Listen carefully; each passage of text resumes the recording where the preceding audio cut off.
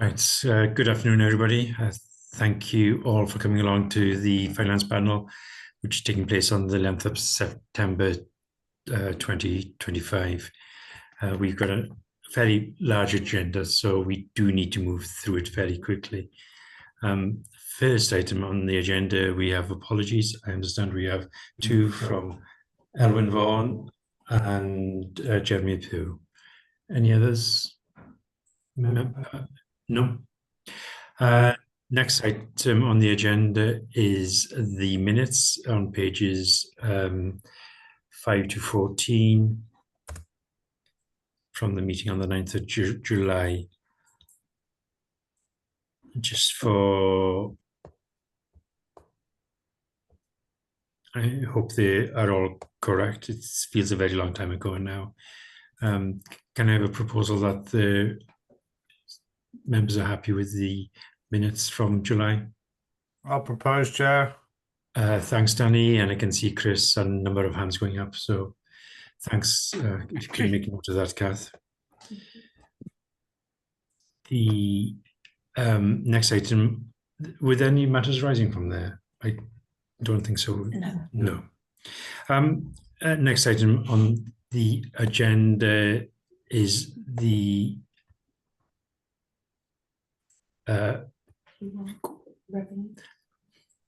it's coming up slowly.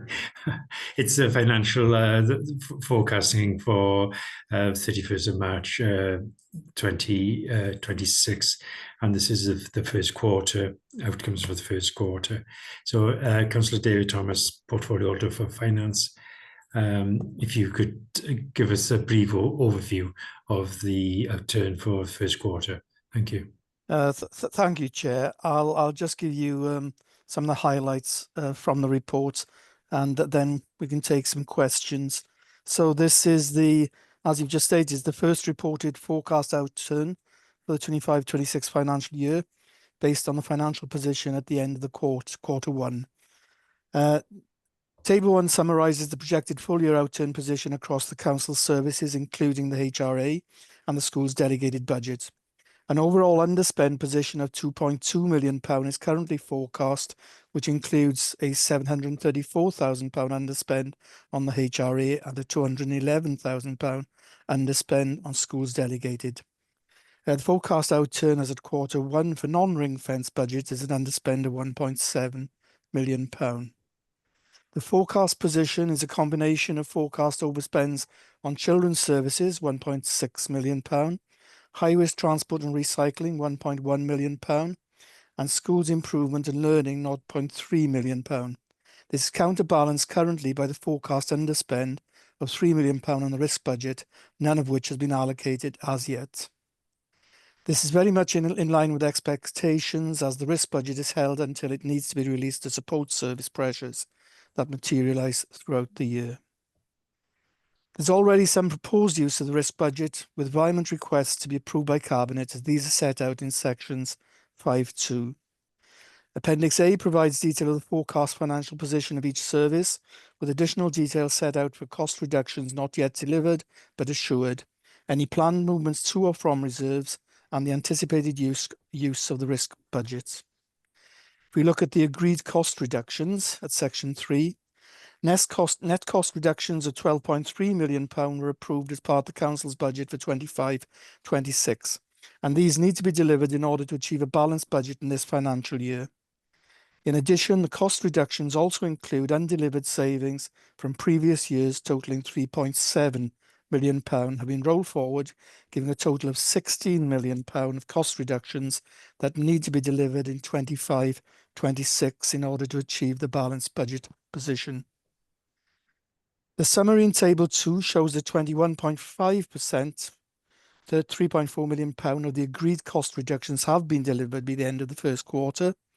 A further 63.5%, or £10.2 million, are assured of delivery by services within the 25-26 financial year. 2.3 million, 14.5%, are described as unachieved and are at risk of delivery in this year. Those services that show unachieved cost reductions must consider what remedial action they take to mitigate the impact on the overall performance within their service, as their budget forecast must come back to a balanced position. And table 2 shows a summary of the current position with regard to cost reductions. Section 4 looks at reserves. The reserves position shown in table 3 sets out the reserve position for the current financial year, as forecast at the 30th of June 2025. The opening reserves stand at £71.5 million, with a general fund reserve at £11.4 million, the equivalent of 4.2% of the net revenue budget for 2025, excluding schools' delegated budgets and the HRA. The Council's reserve policy requires the general fund reserve to be maintained at a minimum of 4% of net revenue budget. Due to the increased level of net revenue budget in 25-26 compared to 24-25, the level of the reserve is increased by £1.3 million and ensures the level is above the minimum level required. The budgeted use of specific reserves in the main relates to transformation programme costs. Schools set their budgets with an expected call on reserves of £1.6 million. This figure has since increased by £0.2 million to a projected draw of £1.8 million based on updated forecasts. Section 5 looks at environments and grants. With regards to grants, there have been additional grants received this quarter, and they're set out in the report, and they're included here to comply with financial regulations. The largest grant has been awarded under the UK Shared Prosperity Fund, totalling just over £9 million, £9,119,444, and that comprised of £2,551,678 of capital and £6,567,766 of revenue funding. Section 5.2 looks at environments for Cabinet approval, and the significant number of environments there which are set out for approval by Cabinet in order to comply with financial regulations. I won't go through all those. I'm sure you've seen them all in the report and read them. Section 5.3 looks at the drawdown of specific reserves. You remember that as part of the outturn report considered by Cabinet on the 29th of July 2025, a number of specific reserve requests were approved. The Section 151 officer will approve the release of these reserves as appropriate spend is evidenced. The following environments are being considered on this basis and will be released when assurance of need is confirmed. And they're listed in the rest of Section 5. Section 6 looks at financial risks. The Council holds a £3 million revenue risk budget centrally to manage the cost of potential additional pressures identified through budget setting, but not funded at a service level, especially for inflation and demographic pressures. And again, the greatest financial risk remains in our ability to deliver a balanced budget.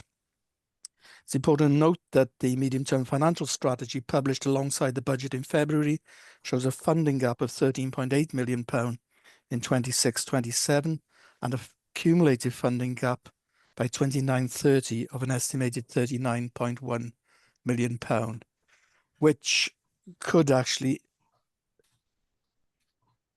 raise to a gap of £68.2 million based on assumptions at this time. 6.3 shows us that the Council remains under-borrowed as we continue to utilise our cash reserves to underpin our cash flow. We can borrow both in the short to medium and longer term, but the cost of borrowing has risen. Our approach is regularly updated and explained as part of the Treasury Management Update to Governance and Audit Committee. Section 7 has the resource implications as outlined by the Director of Corporate Services. And I'll leave it at that, Chair.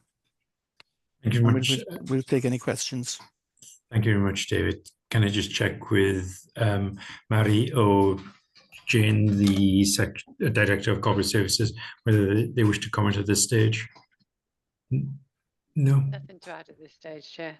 Okay, thank you. I got a hand up from Karina. Karina. Oh, thanks very much. I've got two questions. One thing is about the 2.2 million underspend. I just wondered what the main causes was behind this. You know, how sustainable is it?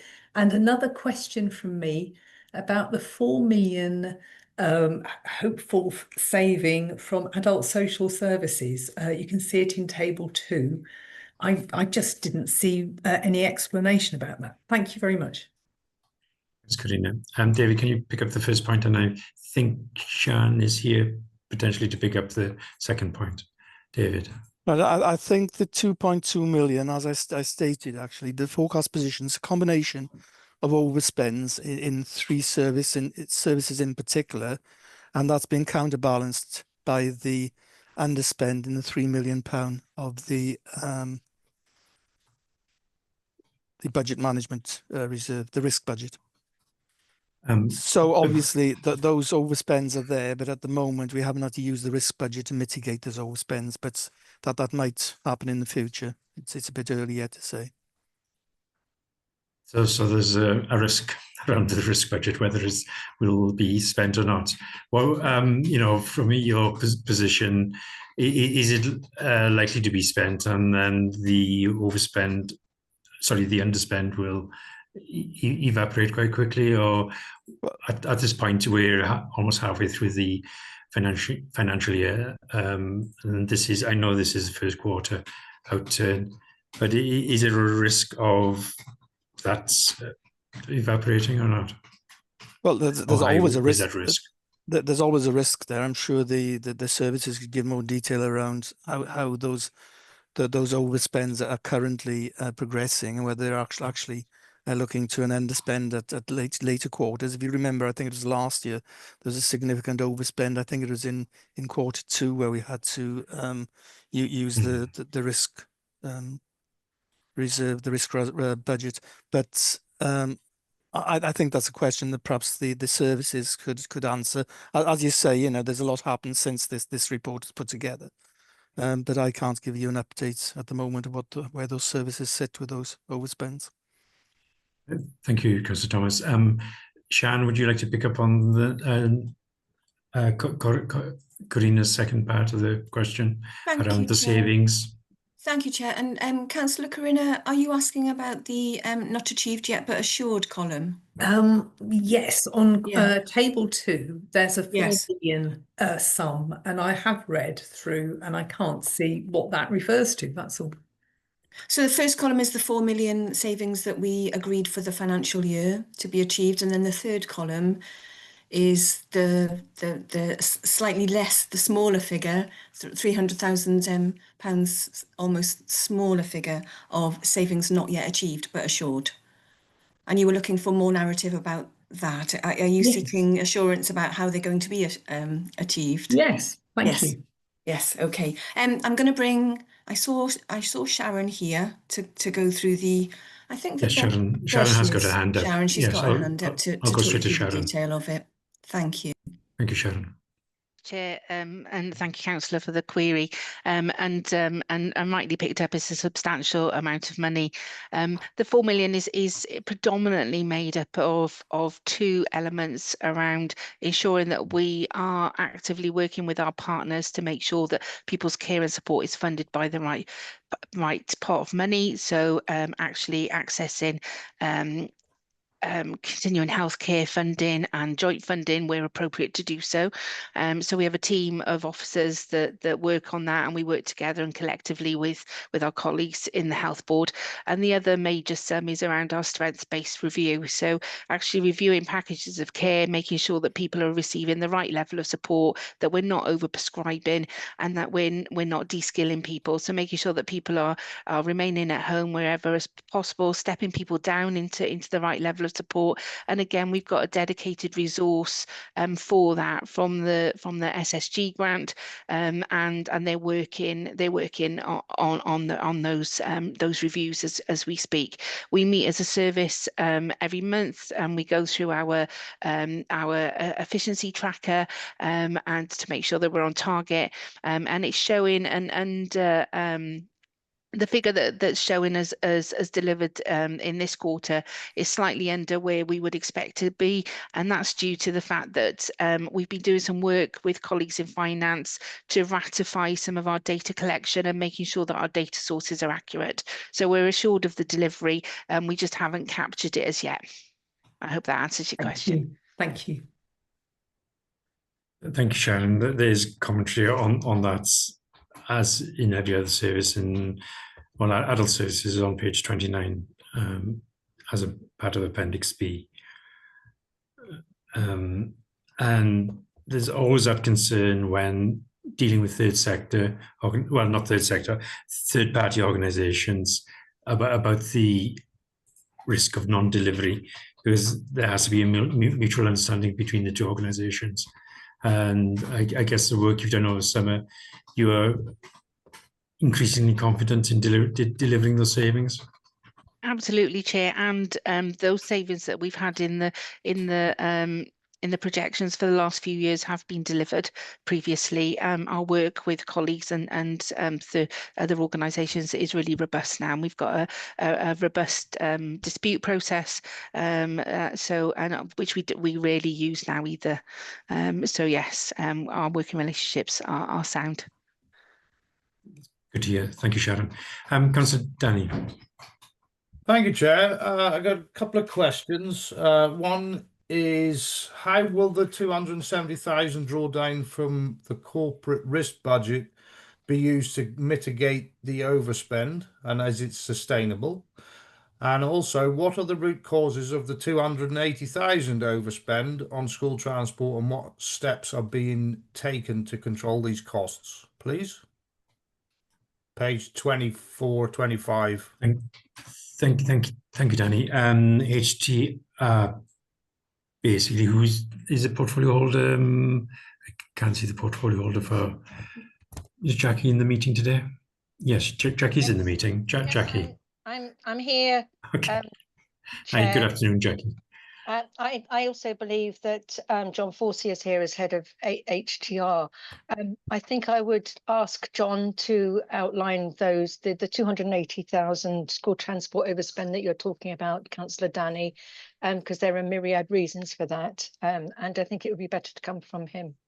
Thank you. Thank you very much. Sorry, John Forsey, I can't see you on the screen. I am here, Chair. Oh, there you are. Thank you, John. Good afternoon, John.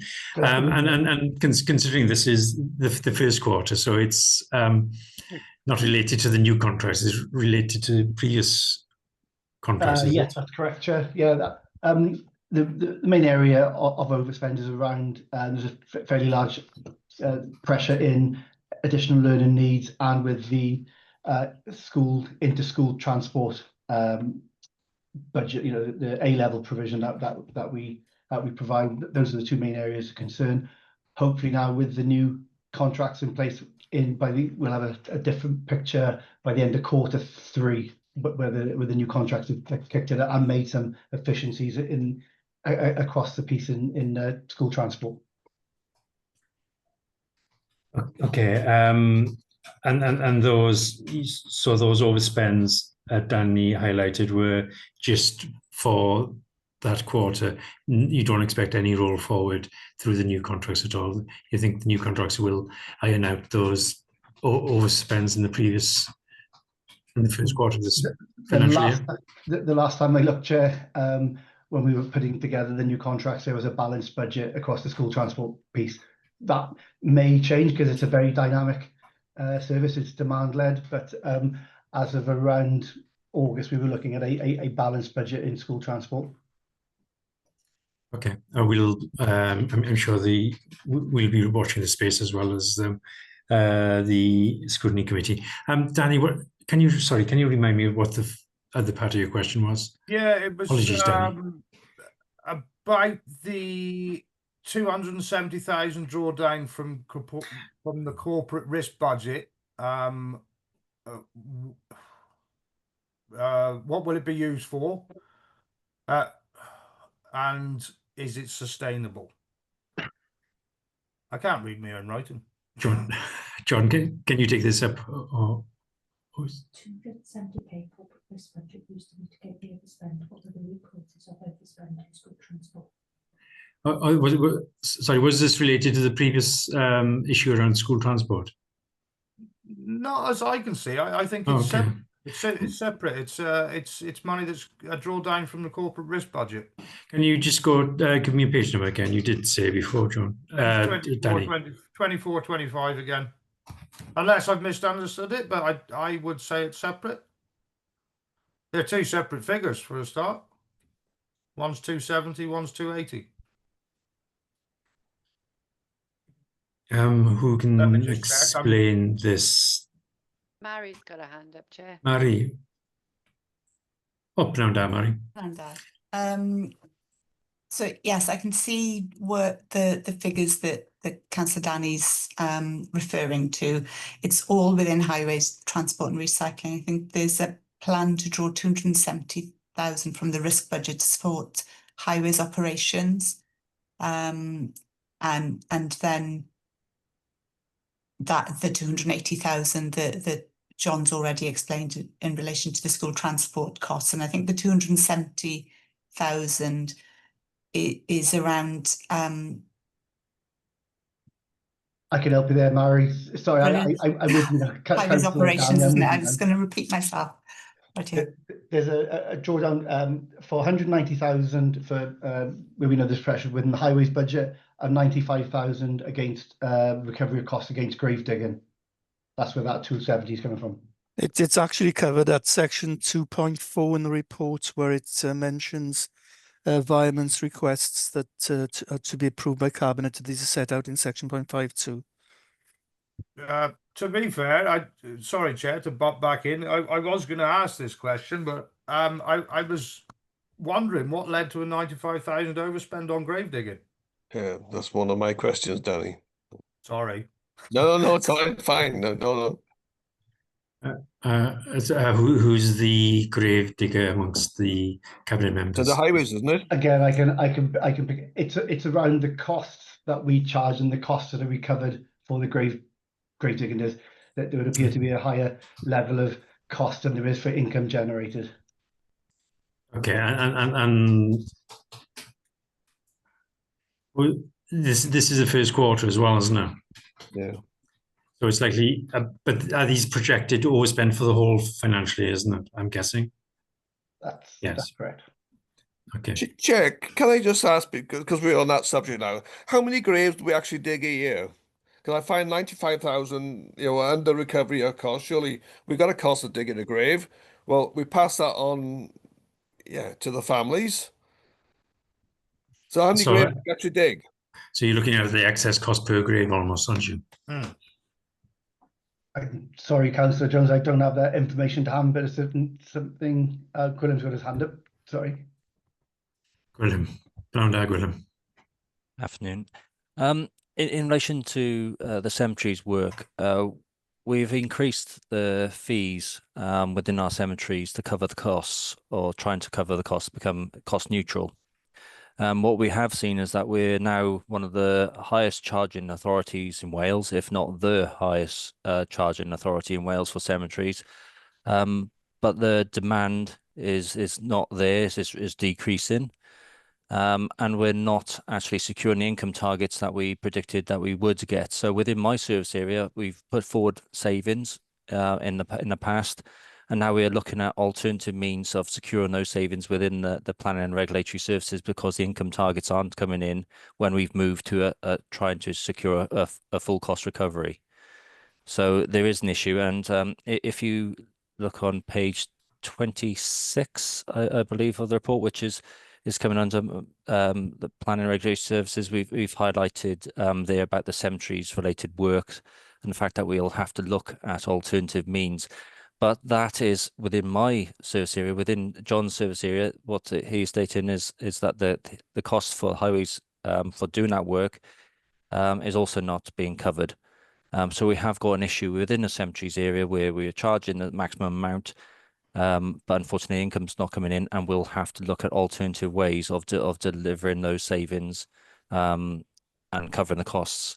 And hopefully by the end of this quarter, we'll have alternative means for securing that. But it will be probably in other service areas within the planning and regulatory services area. Can I just jump in there, Chair? Just ask for some clarity around this, right? If the graves aren't being dug, what is the expense generated from? Exactly. The expense. Sorry, Chair. No, yeah, please carry on. Yeah. You have to have the staff to manage the cemeteries, to allocate the appropriate slots, the record keeping for those elements. If a water type breaks, we'll have to replace that, making sure maintenance of the cemeteries. If a gate falls down, all those kind of ongoing costs, maintaining, cutting the hedgerows, cleaning up vandalism within cemeteries, all those additional costs, all those costs have to be addressed. And we're trying to pass that costs on via fees, income, bringing income in. But unfortunately, that income is not being secured because when we raise the costs, unfortunately, demand is being reduced, and we're also seeing less people are using the cemeteries and having naturally traditional burials as well, which means again a decrease in income. Okay, thank you. Sorry, Chair, just going to come back again. So this cost isn't specifically for grave digging, it is for area maintenance, site maintenance, if you will, and all associated costs with the site, not specifically for grave digging. I stating that there's two kind of costs. There's overall maintenance and running of the cemeteries, and then the grave digging is also not recovering their costs from the fees as well. So the only revenue stream is the actual charges for the new graves. Yes, and that's not covering all the other maintenance. Okay, yeah, I understand. Thank you, Gwilym. Harold, did you want to come back on this, or were you? Well, no, it'd be just interesting to find out exactly how many graves that we do dig a year, if that information can be supplied at a later date, and what the actual cost is per grave at the moment. If that could be coming at a later date. Yeah, I'm sure Gwilym will find that out for us. Chris. Yes, that was quite helpful, because I just had someone contact me concerned about the costs of a grave and asking for explanation of what was going on. So I think that discussion has been helpful for me, so I can go back to them on there, but I'd be interested to see what the costs are, to see then what she's been charged accordingly. My questions is in relation to it's on page 16, I believe.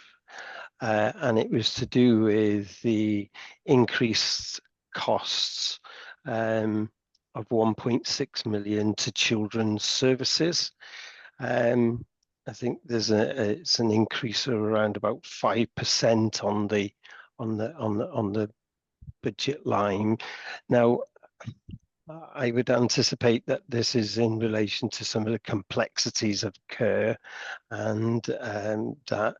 But in relation to the demand level, is that within expectation, or is that out of kilter? And then projecting going forward to the next quarter, would we anticipate this thing going up even further?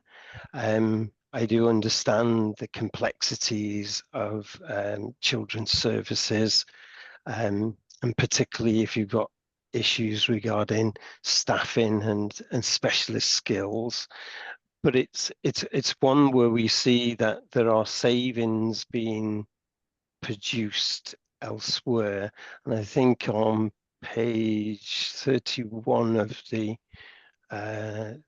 report, there was some detail into previous savings being carried forward, and then I get into a little bit of, well, hang on a minute, we're increasing our costs, yet we've got forecast underspend budgets in one line, and then there's carryovers from one year to another year, and I just get a little bit concerned of how all of this is being webbed together, and I'm just looking for some reassurances that we are addressing some of the underlying causes for this, or are we seeing an expansive growth of children's coming through to our authority?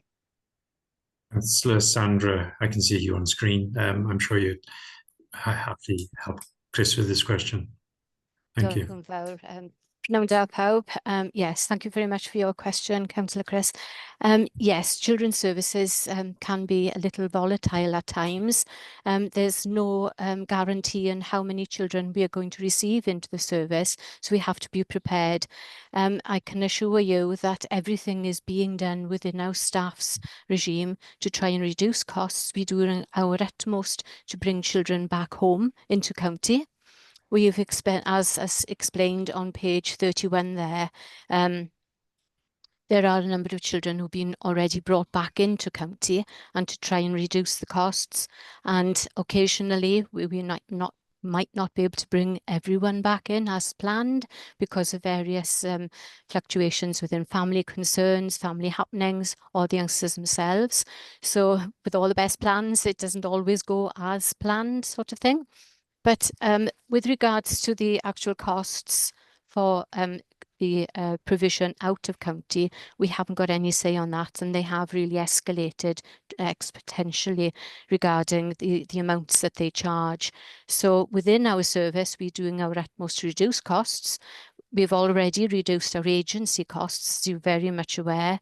There are occasions when we have to rely upon them and call agency staff in.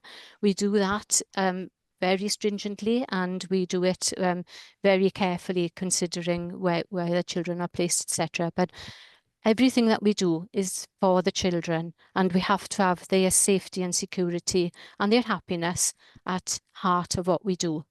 So I'm just wanting to reassure you that yes, we have had huge costs in the past. All our staff are doing the utmost to bring those costs down. I can see that Nina has a hand up, and I know Joanna's here as well. But I just want to reassure you that as far as our children's services are concerned, we're doing our utmost to bring those youngsters back into county and reduce the costs, but provide them with a safe, happy environment. I'll pass you on, if I may, Chair, to Nina, in case she wants to elaborate on something I've missed. No, Thank you. Thank you, Sandra. I'm sure Nina and Joe would be happy to add. Nina. Yeah, thank you, Chair. And as Councillor Sandra has outlined, Joe Harris, Senior Manager, is here this afternoon as well to answer any operational levels of detail. Thank you, Councillor Chris, for the questions. In page 31 and 32 of the report, we've outlined, first of all, the reasons for the cost pressures within the service. So that's due to children looked after placements, adoptions, special guardianship orders of just under 1.5 million, an overspend on placement pressures for children looked after support, and also a forecast overspend at the moment in in-house residential homes due to the use of relief staff and agency staff and overtime, and that's due to escalating needs of children in those homes. In terms of savings, for the current financial year, there's a target of £845,000 identified of savings for the current year. But Children's Services has also had rolled forward savings that haven't been achieved from previous 2 years as well. So at the end of Q1, achieved, so 145,000 of those savings had been achieved, with an additional 736,000 assured for the end of the financial year, so forecast to be delivered by the end of the year. So that's still left a gap. However, I know we're talking about Q1 here, but I can report that there has been positive progress made in the service as well in Q2 towards those figures, and we will report on those obviously in due course in Q2. Also on page 32 of the report, the mitigating actions that the service are undertaking. So we do, all that we can to meet those efficiency savings. And if we do have forecast overspends that we will hold in other areas, perhaps with underspends to try and mitigate. So that's one thing we do. There's weekly meetings to review all out of county placements, work to transition young people back to Powys into more cost effective placements. And that's and as you know, and will appreciate, that's a change in picture. There'll always be working and positive work happening to bring young people back to home closer to home, back in county, etc. But as you all know and appreciate as well, where if a family or young people present and need to be taken into care, then that has to happen as well. So it's always a changeable picture with children moving through the different kind of placements and support and levels within children's services. Chair, is that okay? If you like any more, Joe Harris is here as well. Okay, thank you. Before Chris comes back, the relief and agency staff are being used in the our own settings. Has there been progress in recruiting that to those posts over the summer, or do you see those just as short-term issues and that demand will go away? We've had some short-term issues in some of the homes that we've had to bring in additional staff and overtime to support. Joe, is there anything else to report in terms of recruitment in terms of the homes? Chair, would be all right if I asked Joe just to comment further? Yes. Thank you, Joe. Yeah, of course. Thank you, Chair. So yeah, there's ongoing work with our recruitment to our internal residential homes, and we monitor that monthly at our children's leadership team meeting. There has been some success in filling some of those positions, but as it's already mentioned, there have been complicating factors in some of our homes, which has caused us to use agency more so than we would want to or normally would. But those issues are now resolved and the recruitment is ongoing. Thank you, Joe. Back to you, Chris. Have you? Yeah, I mean, I suppose in what I'm trying to ascertain is whether this increase is out of kilter, or whether this is within expected norms, because obviously if the projection keeps on going and increasing, that's going to put more demands on the service overall, and obviously then that can impact significantly on costs, as we're seeing. I mean, obviously every effort has been made, and I welcome that, and I think the staff that work in these areas are really dedicated to providing quality care, and we appreciate that. But it's one that is one I will watch to see how it progresses. But thank you for the reassurances so far. Thank you, Chris. Nina, did you want to quickly respond to that, or your hand is still up? Yes, if that's okay, Chair. No, thank you. Councillor Chris, thank you for the questions. The demography for children's services is held at risk. So from the 1st of April, any new young person or child coming into the service, there isn't that budget there, it's held at risk. And that's noted, obviously, throughout the budget setting process. So you will see, it's quite usual this time of the year to see an overspend position. Things will change and do change. And in both directions, this is a demand-led service.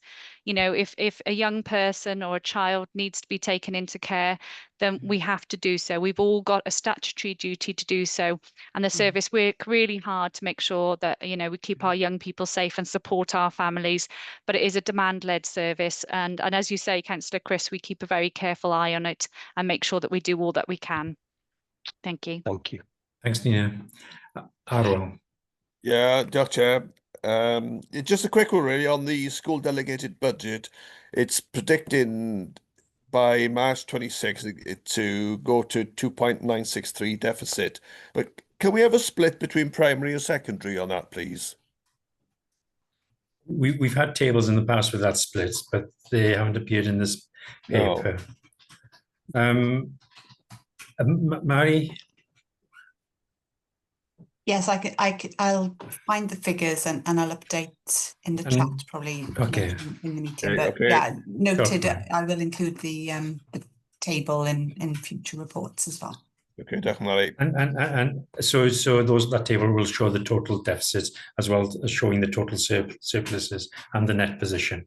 Yeah, please. Yeah. Yeah, we can include that table for both sectors.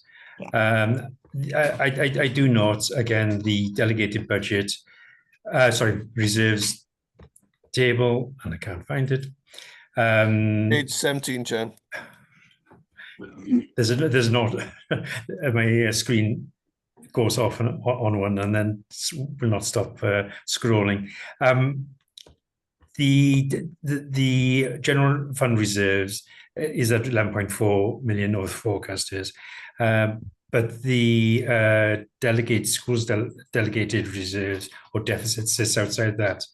If that was the total delegated reserves deficit was to materialize, it was have a significant impact on the general fund reserves, as that's where it would fall against, really. It would basically have it practically, but just a note. And I do wonder why one is above the line and one is below the line of total usable reserves, but anyway. Councillor Danny. Yeah, thank you. Your conversation brings me on to this, really. Reserves. I wanted to know what assurance that the 400,000 drawdown for Eston-related school improvements, will it be effective? And I also wanted to know, how will the 1 million school improvement contingency be monitored for impact? First question is on page 19, and the second is page 8 and 23. I can see Dr. Richard Jones is present in the meeting. I'm not sure if Councillor Peters or not. Yeah, Councillor Peters, yeah. Thank you very much, Chair. I'll start. Thank you, Councillor Danny, for the question. So the £400,000, that will directly fund activity which responds to the outcome of our Eston report, but also supports individual schools that are currently placed in a statutory category. So a part of that funding will be used to strengthen the capacity of the school improvement function, which will involve bringing in some new school improvement advisors who will help us embed the new systems and processes which we've put in place in the authority. Part of the funding will be used to introduce a new head of ALN and inclusion role into the authority. You'll be aware that Eston, in their commentary in the report, speak about the need for us to balance roles and responsibilities at a senior level within education. So by introducing the head of ALN and inclusion, we'll be able to have greater strategic oversight of ALN in the authority. And the third part of the £400,000, like I said, will directly support schools, by which I mean a school in a statutory category is required to write a post-inspection action plan, which is approved by the local authority and by Eston. That post-inspection action plan will have resources aligned to each of the actions required to deliver improvement, and this drawdown will fund those actions in Maes Derwin, Welshpool, Ysgol Brohadgyn and Brecon. So we'll be supporting with the resources in their post-inspection action plans. Thank you, Richard. Did you want to come back on that at all, Danny? I'm happy with it. Yeah, I suppose does bring in a question back from yesterday's meeting. Does any of this money go towards school site security, or have we caught up on that? Is that ticked off the list now, because that was an Eston issue? I'm assuming that's hitting the capital budgets more than the revenue, but Dr. Richard. Yeah, thank you very much, Chair. No, the request for the £400,000 isn't to be allocated towards site security or school maintenance, but you'll be aware that there has been funded allocated to support the works that are required to take place in our schools in terms of making their school sites safe, but that's not part of the 400,000. Okay, thank you. Thanks for that, Richard. I think Councillor Pete Lewington had a question on reserves and risk budget, but he's disappeared off my screen. Apologies. Just one final question from me. Somebody suggested that if asking what happens to this is a projected end of year position, so there's real potential of the council being underspent by over £2 million. What will happen to that underspend if it materialises at the end of the financial year? Will there be a discount of next year's council tax for residents? Jane. If I can pick up on that, Chair. So we are in a reasonable position in terms of the forecast that we've got now, Q1. However, and I have to point this out, we had an extensive list of potential pressures that were offset against the £3 million risk budget at the beginning of the year. So when you approved the budget, I think those pressures could materialise, and they stood at around 10 or 11 million. So not all of those, some you will see because there's a drawdown on the risk reserve or risk budget, sorry, but those pressures could still materialise as we move through the year, particularly around social services with demand.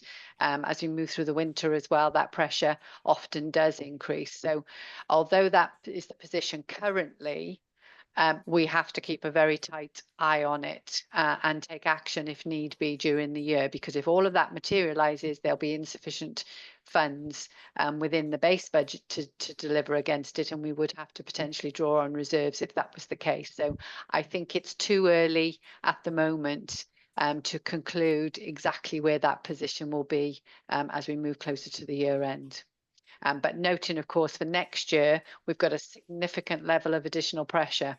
So if there is an underspend, that will immediately help us offset some of the budget gap that we're already seeing for next financial year.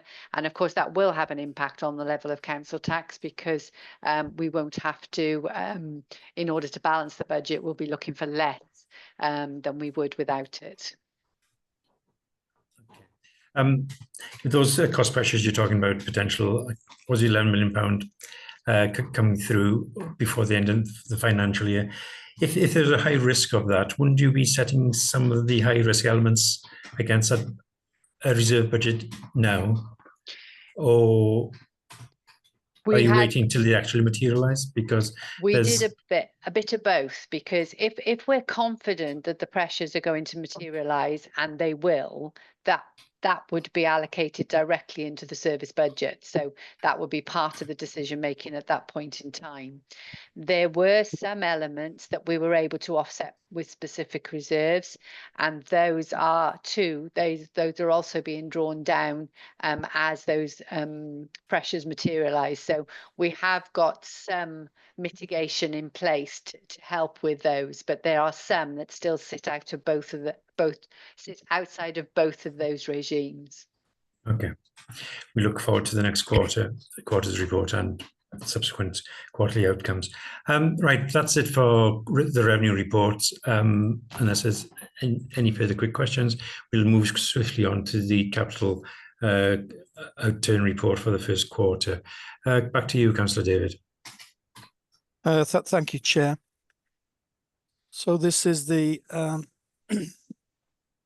capital forecast 25-26 as of the 30th of June 2025. So just some brief backgrounds. The 25-26 capital programme was approved by Council on the 20th of February 2025. It included capital schemes totaling £86.83 million, of which £29.3 million related to the housing revenue account. The programme has been updated following the reprofiling of projects and additional grants received from Welsh governments. The revised programme of the 30th of June 2025 is budgeted at £114.95 million, following the successful award of additional grants and the reprofiling of budgets between financial years. The actual spend amounts to £5.69 million, representing 5% of the total budget. And the table 1 in the report gives you a breakdown by service. Currently 38%, or £43.88 million of the capital expenditure, is budgeted to be financed by borrowing. The interest cost for this is charged to the revenue account. It's anticipated that this will reduce during the year as grant funding is received and schemes are pre-profiled into future years. Section 3 shows the number of grants received this year. I won't go through them all, but in the main they're in HTR, economy and climate, housing, education, and adult services. Section 4, with regard to capital receipts, 0.09 million has been received to date. There are currently sales agreed to the value of £1.79 million, and these are at the legal stage of the process and will generate future capital receipts. Section 5, again, it's the resource implications as outlined by the Director of Corporate Services, 151 officer. And I just point out to you there at 5.2, expenditure on the capital programme continues to be monitored carefully through the year. Although inflation has stabilised, costs are high, alongside supply chain issues and additional borrowing costs, which will have to be carefully considered. Prioritisation of resources at a corporate level ensures that the Council can effectively meet its objectives whilst maintaining an affordable level of investment. And that's the basis of the report, Chair. Thank you. Thank you, David. Members, any comments on this? I think Councillor Harwell, he did want to pick up on the, I don't know, Aaron. Yeah, thank you, Chair. Yeah, just on 4.1, really, David just mentioned it, that, okay, we've got £900,000 worth of capital sales already, with another 1.79 million in the process of being sort of obtained. But we're far short of that £10 million target, which we were expecting to get. But given the sort of what's happened regarding the county farm estate recently, and the fact now that's got into consultation, which I think is closing in middle of October, and what comes out of that afterwards, what is the likelihood of us obtaining that £10 million sales target for this year? So David. I can't give a complete answer to that. Obviously, the £10 million isn't a target; it's a target, and we will strive to meet that, because without it, then certainly it's going to create problems with regard to the ambitious programme we've got, capital programme. That's my question, really, David. Yeah. Well, you bear in mind that as the report states, any borrowing costs actually hit the revenue budget quite considerably. I think at the moment, we're looking at somewhere in the region of about £13 to £14 million of financing costs against the revenue budget. And if you look at our capital programme, that's actually scheduled to increase quite significantly over the coming 3 years.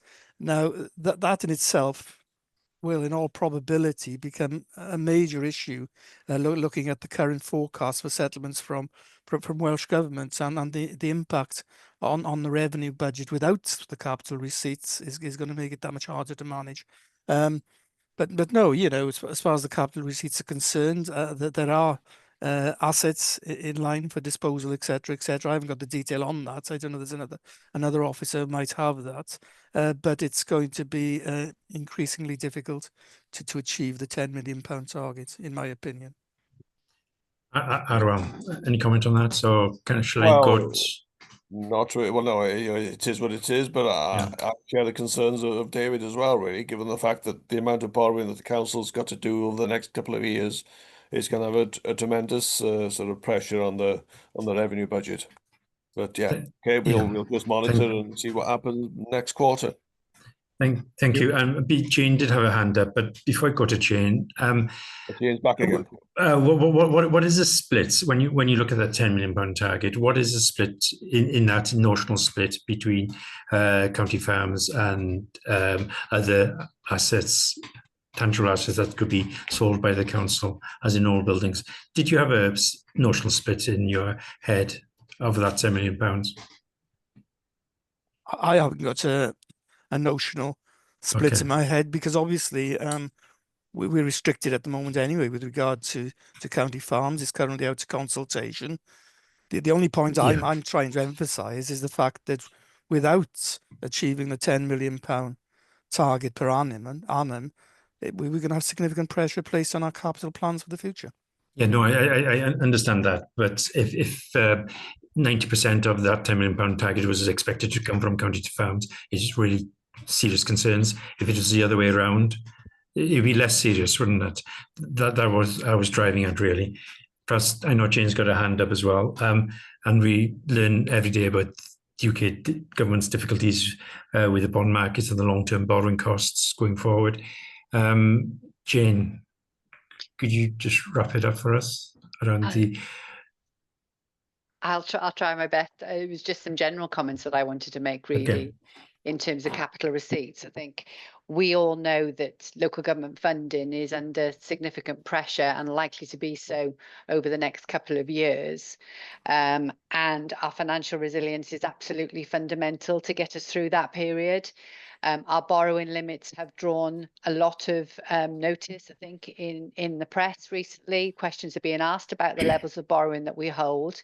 Now, when we set that capital strategy on an annual basis, we have to be able to demonstrate that it is prudent and affordable, and we do that through our prudential indicators. So we are comfortable in terms of the position that we are in. However, that is fine for today. But the level of investment that's needed across the whole council for our assets far outstrips affordability. So what we can invest in and how we prioritise any resources that we have are going to become even more fundamental over the next couple of years. So I just want to stress the importance of capital receipts in helping us be able to manage that and to have that hamstring when we've got assets that are really not in a position that they need to be in. We have to think about rationalising all of the assets that we hold, and that's fundamental to that strategy and financial resilience. And it's a debate we will come back to time and time again, I think, as we move to setting a budget for next year and a financial plan.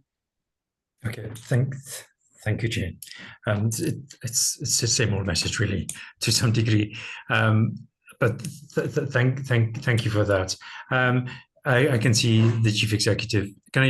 I'll skip Gareth and Corina for a moment and go straight to the Chief Executive, Emma. Thank you, Emma. Very much, Chair. Yeah, just it is the same message, and it's a consistent message, because actually the position is serious, in terms of the developments that members want to see, county councillors and the public want to see going forward. We need the funding to be able to develop. We need the funding to be able to maintain. We need the funding, if we want to reduce our liabilities, etc. And so if we're not getting that through capital receipts, the only other way is revenue.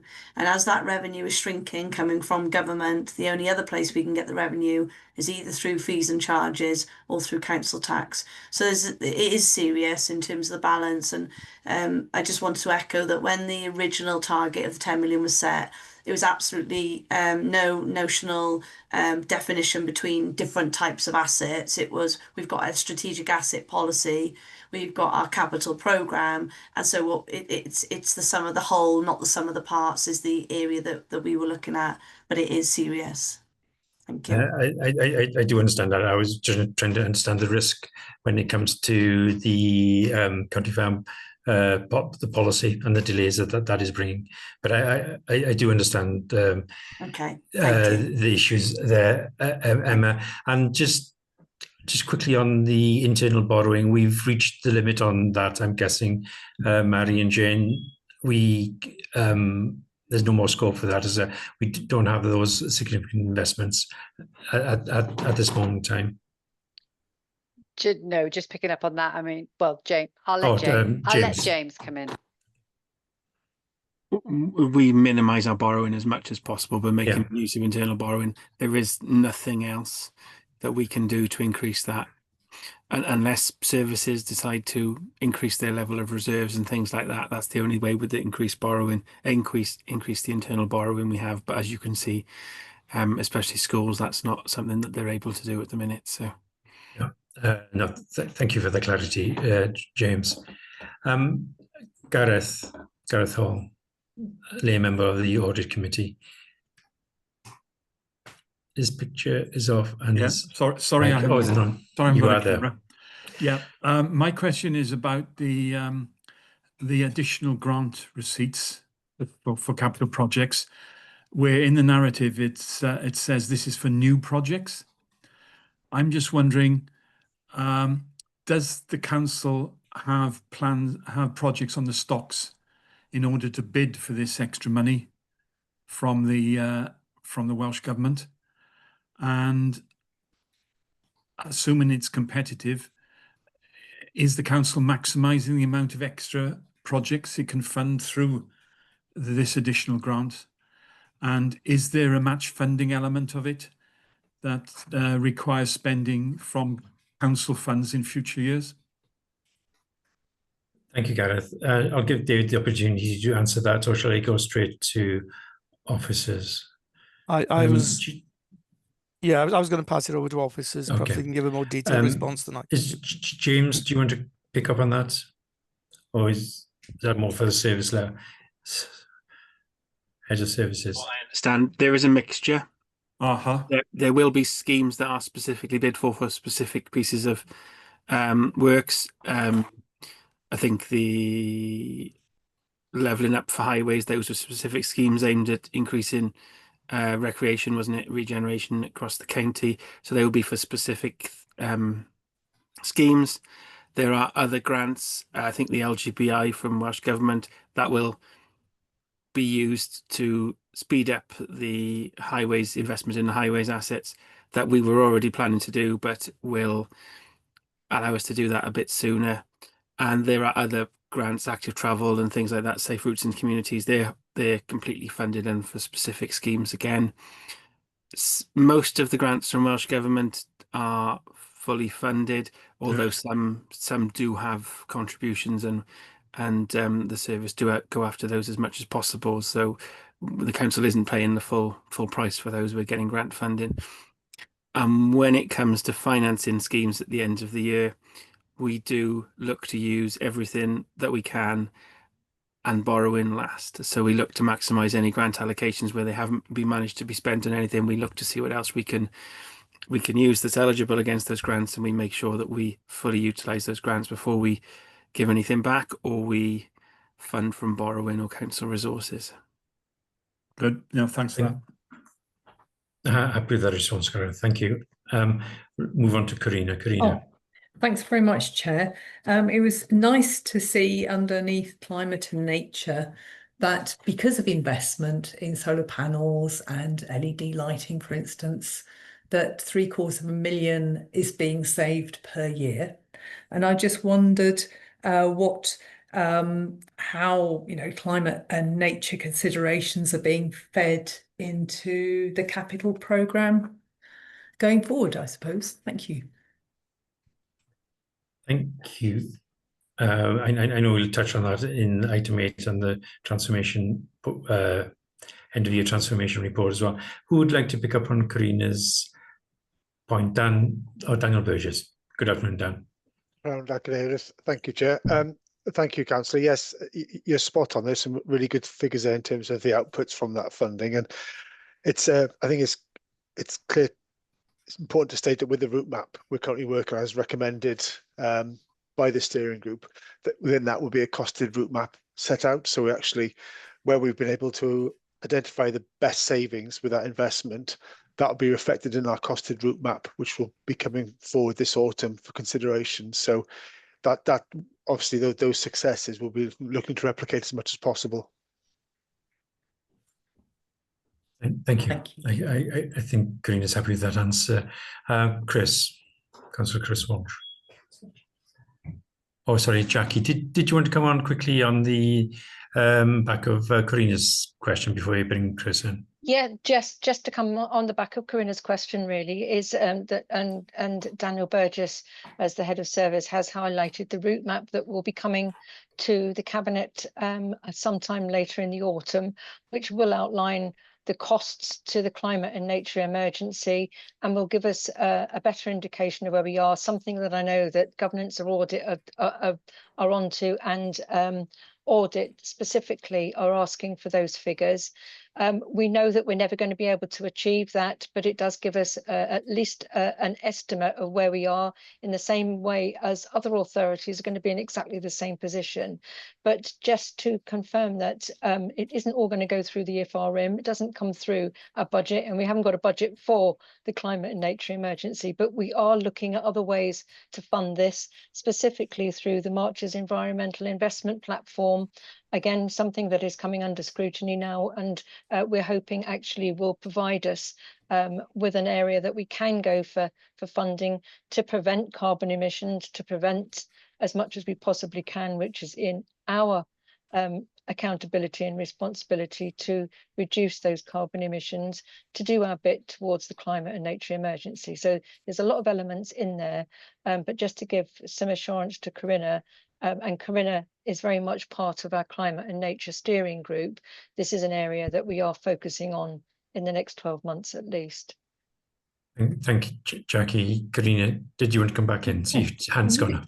Would it be possible just further investment in buildings, such as retrofitting, insulation, those bigger interventions? Is there possibility of any grants going forward to cover those considerations? Thank you. Not specifically, Corinna. As you will know, they're quite difficult to fund. Where we can get grant funding, we do, and that's what we work towards. And where we can use things like the Marches Environmental Investment Platform, we will do. But it isn't going to come through the budget. So we do have to be slightly more imaginative and use innovative approaches. We do get quite a lot that we can draw down from Welsh Government if we're in readiness to apply for those funds, and that's what we're trying to be. So that's what the route map will give us. It will give us that potential to be ready for grant funds that come through from Welsh Government, so that we can actually make or use the potential for raising money that way.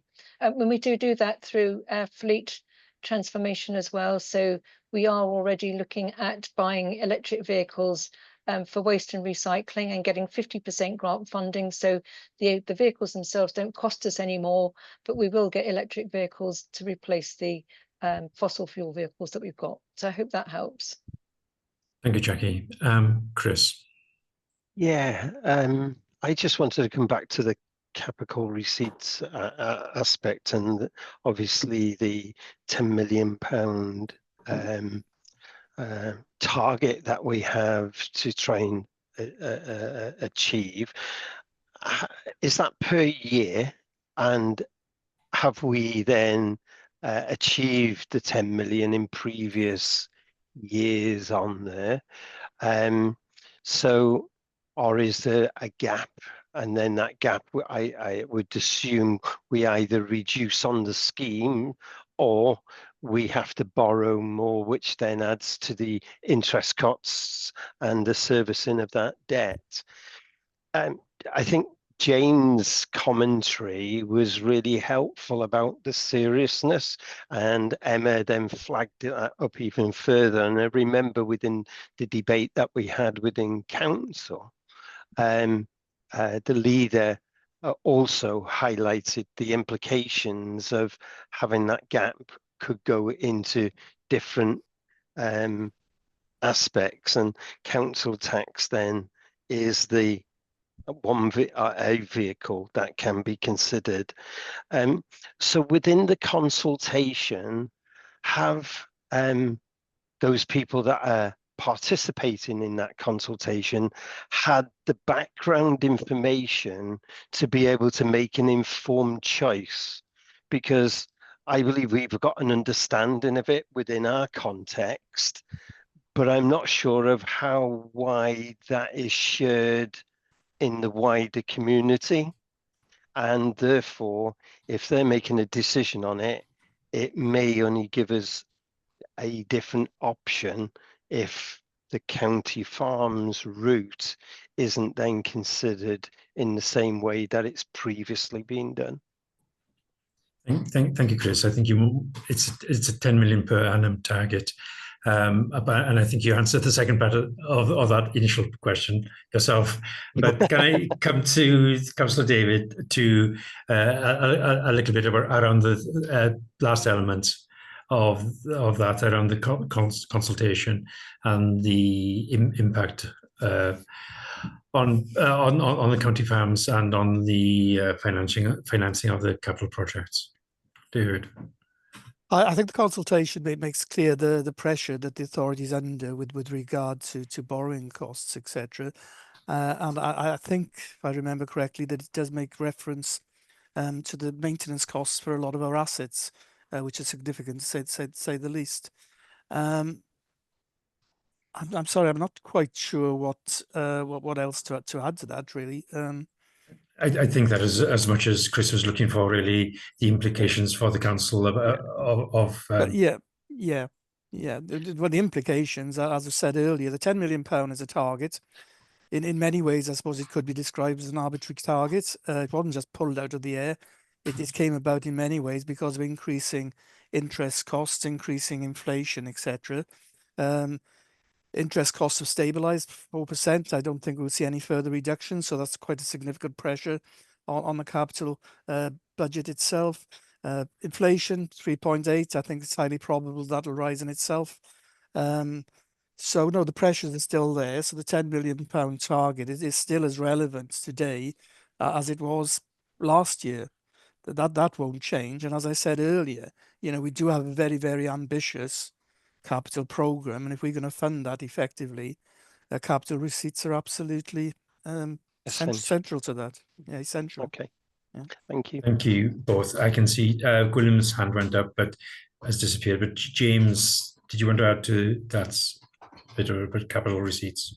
I think Councillor Chris very early on in his question asked about the level in 24-25, and it was just under £1.8 million capital receipts was received there in 24-25. There are capital receipts. We've assumed to use capital receipts in the programme, but if we're unable to achieve that level, we're obviously going to have to look at what's in the capital programme already and reduce the amount of capital receipts we plan to use, because there are not enough in hand to finance what we planned. And obviously, if we're restricted by the number of assets that could be sold, that will be even less, and that will either drive up borrowing costs or it will reduce what we can expect to be done. The strategic outline plan for schools was 300 million, of which 100 million was to be funded by the council. That is a lot of borrowing to take on when we could be using capital receipts. Okay, thank you.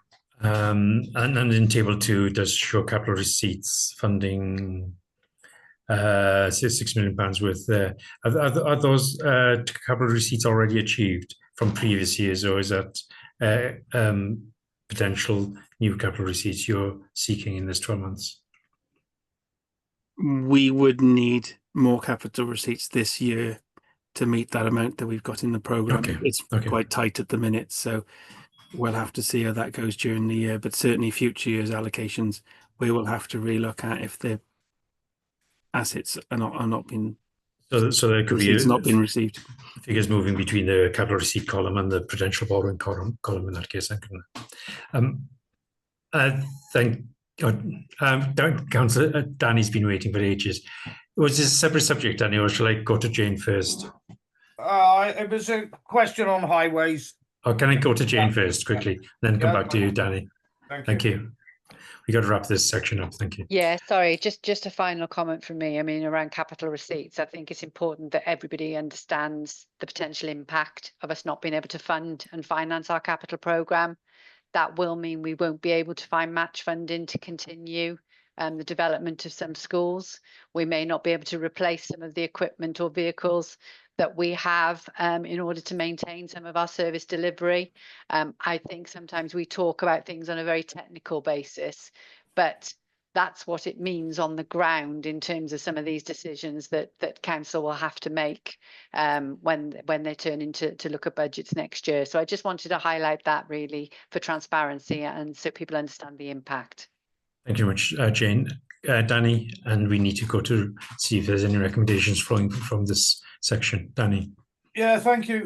Jane could have answered my question in a roundabout way. I just wanted to know what was the status of the 8 million capital grant works in HTR, and if and how we were tracking delivery against it. Page 43, 44-ish. Who's going to pick that up while I try and find my cursor? I can pick that up, Chair, if you want. Oh, please, John. Thank you. Thanks, Councillor Dowie. Yeah, this, as we know, this relates to Q1, and things do tend to sort of take a bit of time to get going in terms of a capital programme. There is a massive capital programme this year within highways, and I would expect to see a much more significant progress in terms of the capital spend, as you know, in terms of the LUF project, and with the additional LGBI money we've had, along with the county investment. We will start to see some significant areas of numbers in terms of resurfacing, surface dressing, etc., all coming out of the capital programme over the summer months. Sounds promising. Thank you. And the double X in the bullet points, second one up from the bottom of page 43, will be filled in at the next quarter, I guess. It will. And is that 26 kilometres continuous, so Bower Green surface, or does large patching come into that? It will be large.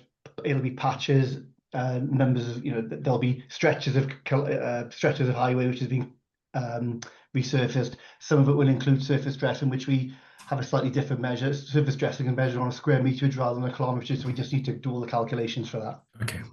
We had a discussion about the AMX stuff yesterday, so won't revisit that now. So thank you, John, and thank you, members.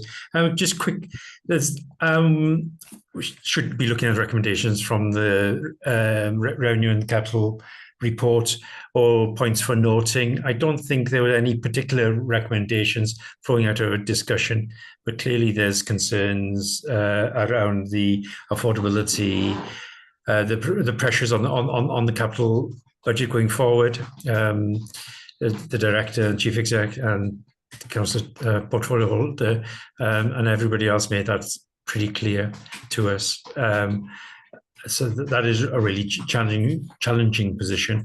I must congratulate the finance team on actually having a surplus at the end of first quarter on the revenue.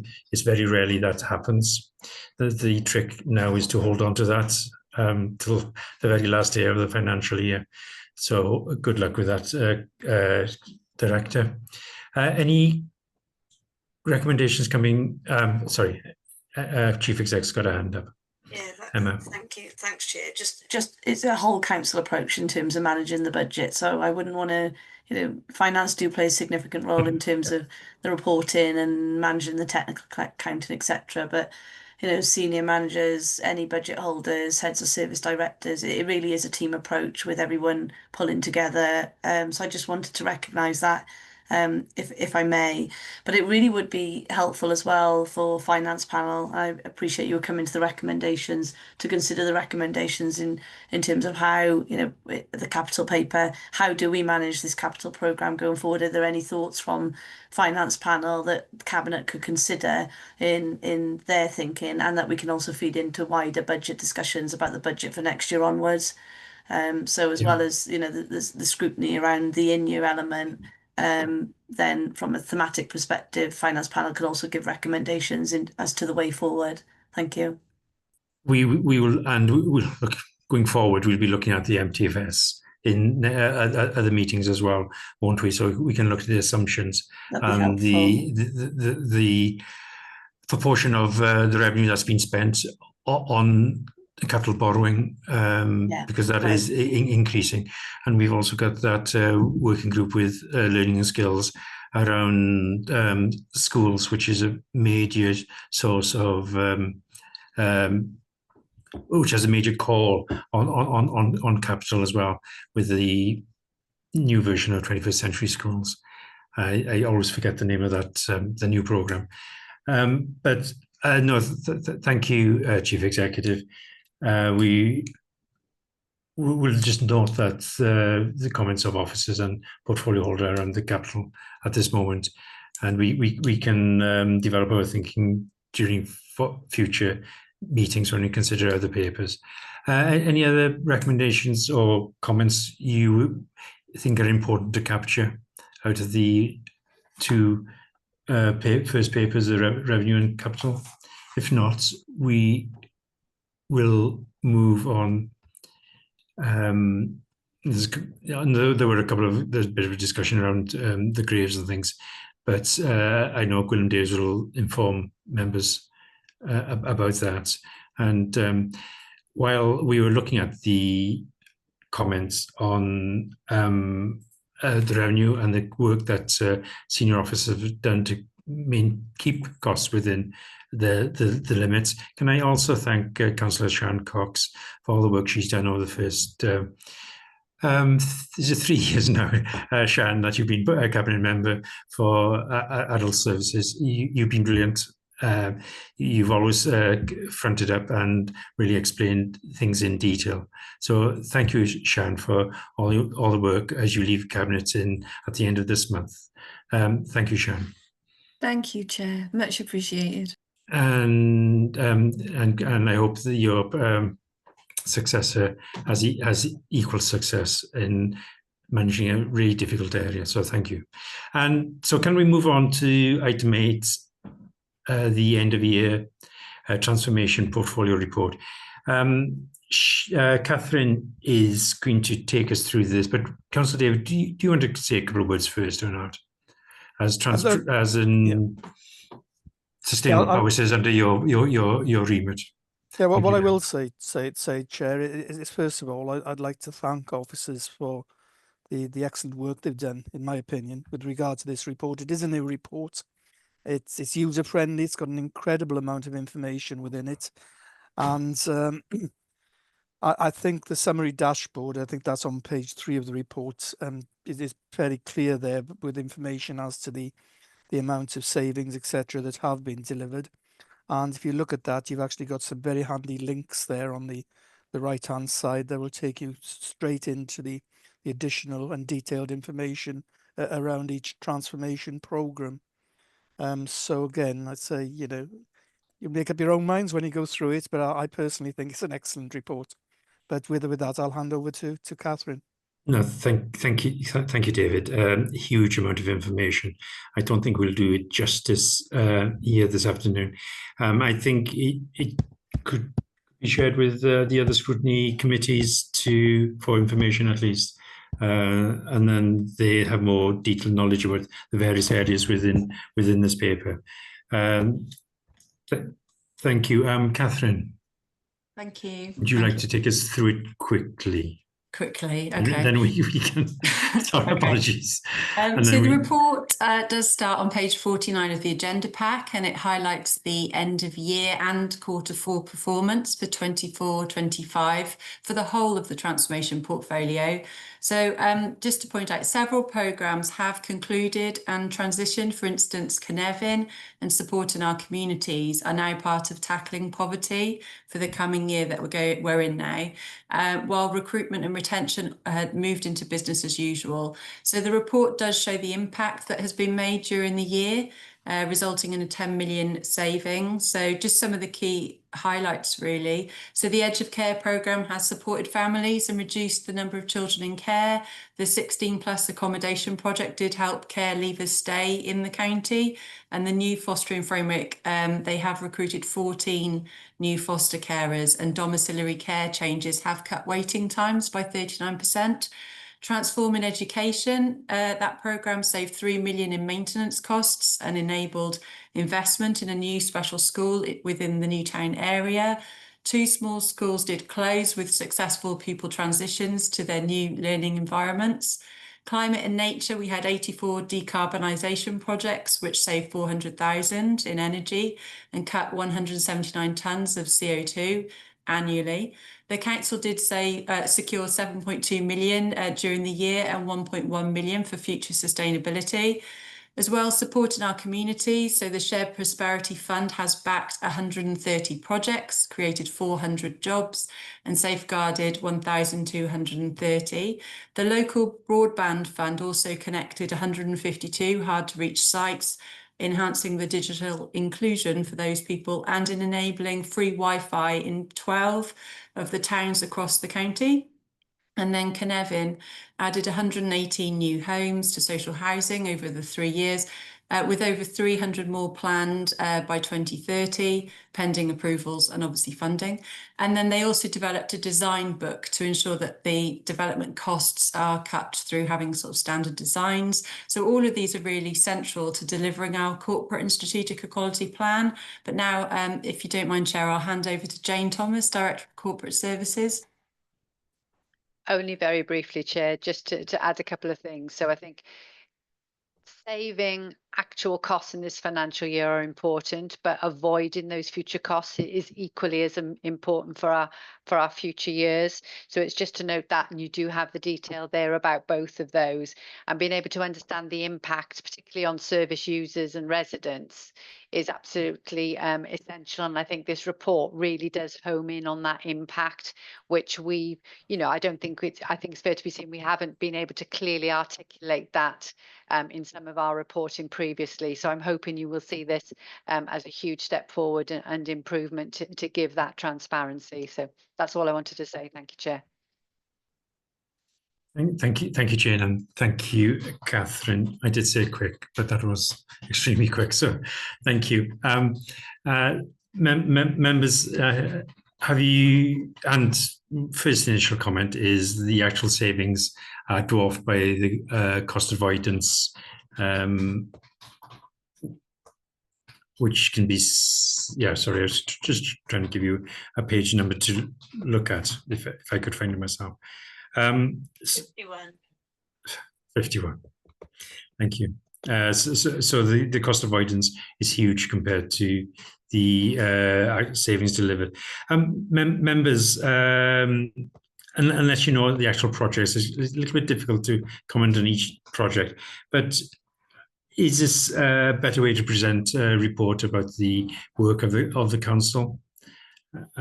Is it easier to see the impact of the changes on the services that are being delivered or being changed or improved?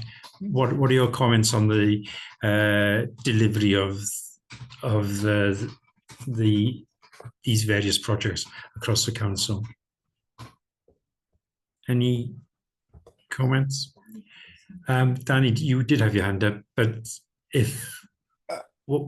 while you reconnect, I was looking at the, Catherine did mention two school closures. It's difficult to talk about some of the projects unless you're actually being involved in them personally. But Ysgol Bro Cynllaeth was mentioned. If I could only find the relevant page. 61. Sorry? 61. I just got to it now. So it does talk about this savings, but there's also a commentary on another page about Ysgol Bro Cynllaeth as well. And I felt it was probably overly positive, because it's difficult to understand at this moment in time the impact on the pupils, because they've only been in the new school for just a week. So some of this has to be followed through, and a third of the pupils from Ysgol Bro Cynllaeth went to schools in England. So they will not have any education through the medium of Welsh.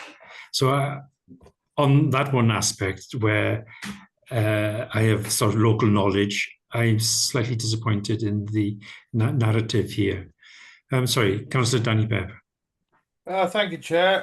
No, my question when my hand went up was the savings going to be reinvested really, or were they being used to offset budgets? But Kath's explanation was fantastic, really, and I put my hand down for that reason. I suppose I could ask: is there any risks that the savings may not materialise?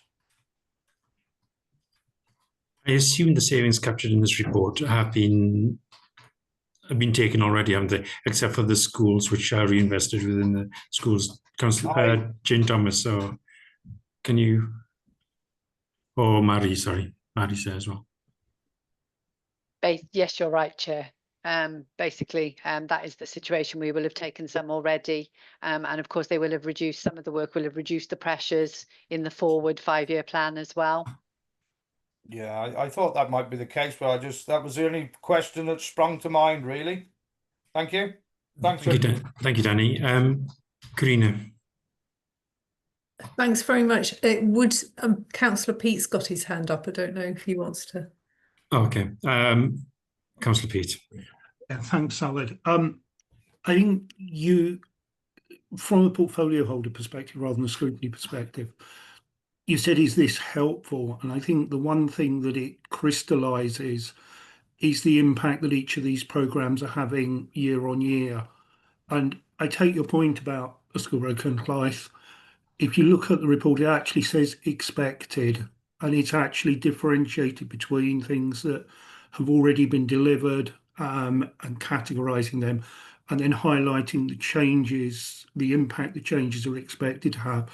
And as Road Clythe actual closure took place in this financial year, I would expect that when we're looking at this report, or its equivalent in 12 months' time, we'll have some commentary there about what was expected and what the actual reality was. I think this gives us a really good, strong baseline on which to move forward as we look at the wider transformation. And you're right to identify this is about transformation, and transformation is really about solely saving now. It's about cost avoidance, and that is going to be absolutely crucial as we move forward, and this captures that in one place. But and they expected there's a more age appropriate classes. Well, the class structure was the same in the receiving school as it was in the existing school. But besides that, yeah, no, I appreciate these have been labelled as expected. And is there any way of these expected impact will be captured in the subsequent years? Because when you have one report per year, it's so easy to lose track on previous expectations, and so I can see Marianne's Chair, I think that's for you today to actually set it out, that you possibly have identified a recommendation that the report coming forward next time looks at expected changes and actually comments on them as to whether they've been realised in the following report. Yeah, I completely agree with you, Councillor Roberts. We do not complete the circle with impact assessments. We look at them at the beginning and the development of the change, but we never follow through sometimes and to see the outcome for the service users. Can I bring Marianne in? I'm guessing she might want to comment on education before you bring you back, Karina. I will quickly. Just to say, we're looking at transforming education here today through a financial lens, that actually at the heart of transforming education programme is learners. And I think, it's really important as we go forward now that we are able to monitor the impact of transformation in all its forms, not just school closures, but in all forms of transformation on the learners as they go forward. And I think we're linking in with school improvement officers and the work they're doing with schools, with the school community, with the head teachers. I think it'll be a really powerful piece of work to be done as the work progresses forward. So just to give you that sort of the oversight of how we're going to measure the impact of transformation. Okay. Thank you, Marianne. And as the Chief Exec said in the previous paper, it's a whole council approach to this as well. So we really do need to understand all aspects. Mary Thomas's hand went up and down again. Sorry. Back to Karina. Karina. Oh, thanks very much. I was looking at housing. It's really good that I think. Can you give a page number so I can go to it quickly? 7980, around there. Thank you. And it's really good that 421 homes are projected to be obtained by 2031. So social homes, and through 3 ways. One of them is procuring existing properties, maybe ex-council houses. The other is by developer, and they mention Pennybont, 16 houses, which a developer has built on behalf of Powys, and that's like a new way of looking at things. And also the problem properties, getting back empty properties. I don't know how that's done, what inducements are offered. And I'd be interested if anybody would like to comment. Thank you. I don't think the Deputy Leader is in the room today. No. Anybody, or shall we just chase that up with Councillor Matthew Dodd on a later date? Nobody here volunteering to give information? No. Right. Thank you, Karina, for highlighting those. And we'll look into those, getting those empty homes back into occupation. Emma. Chair, we do have Andy Thompson here, Head of Service, and I'm sure Andy would be delighted to share the good news and the work of the service, because they've been working extremely hard to make a difference. Thank you, Andy. Yes, if you could give Karina a quick summary of how we get those problem homes back into occupation. Well, with empty properties and empty homes, there's sort of carrot and stick, really. On the carrot side, we can offer some loans to help people bring their properties back into use. Low interest or zero interest loans, that's largely funded by the Welsh Government, and that funding is due to end in a year's time. So we will have to look at whether we can continue to do that, but that's kind of like part of the carrot.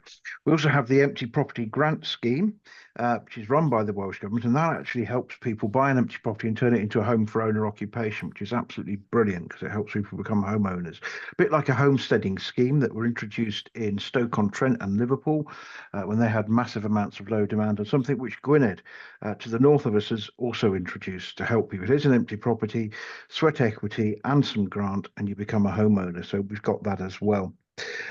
We also have, for example, in properties that are in a particularly bad state and the owners won't cooperate with us, I'm afraid we do sometimes have to use enforcement or the stick. So there's issues, powers there, for example, ruinous and dilapidated properties.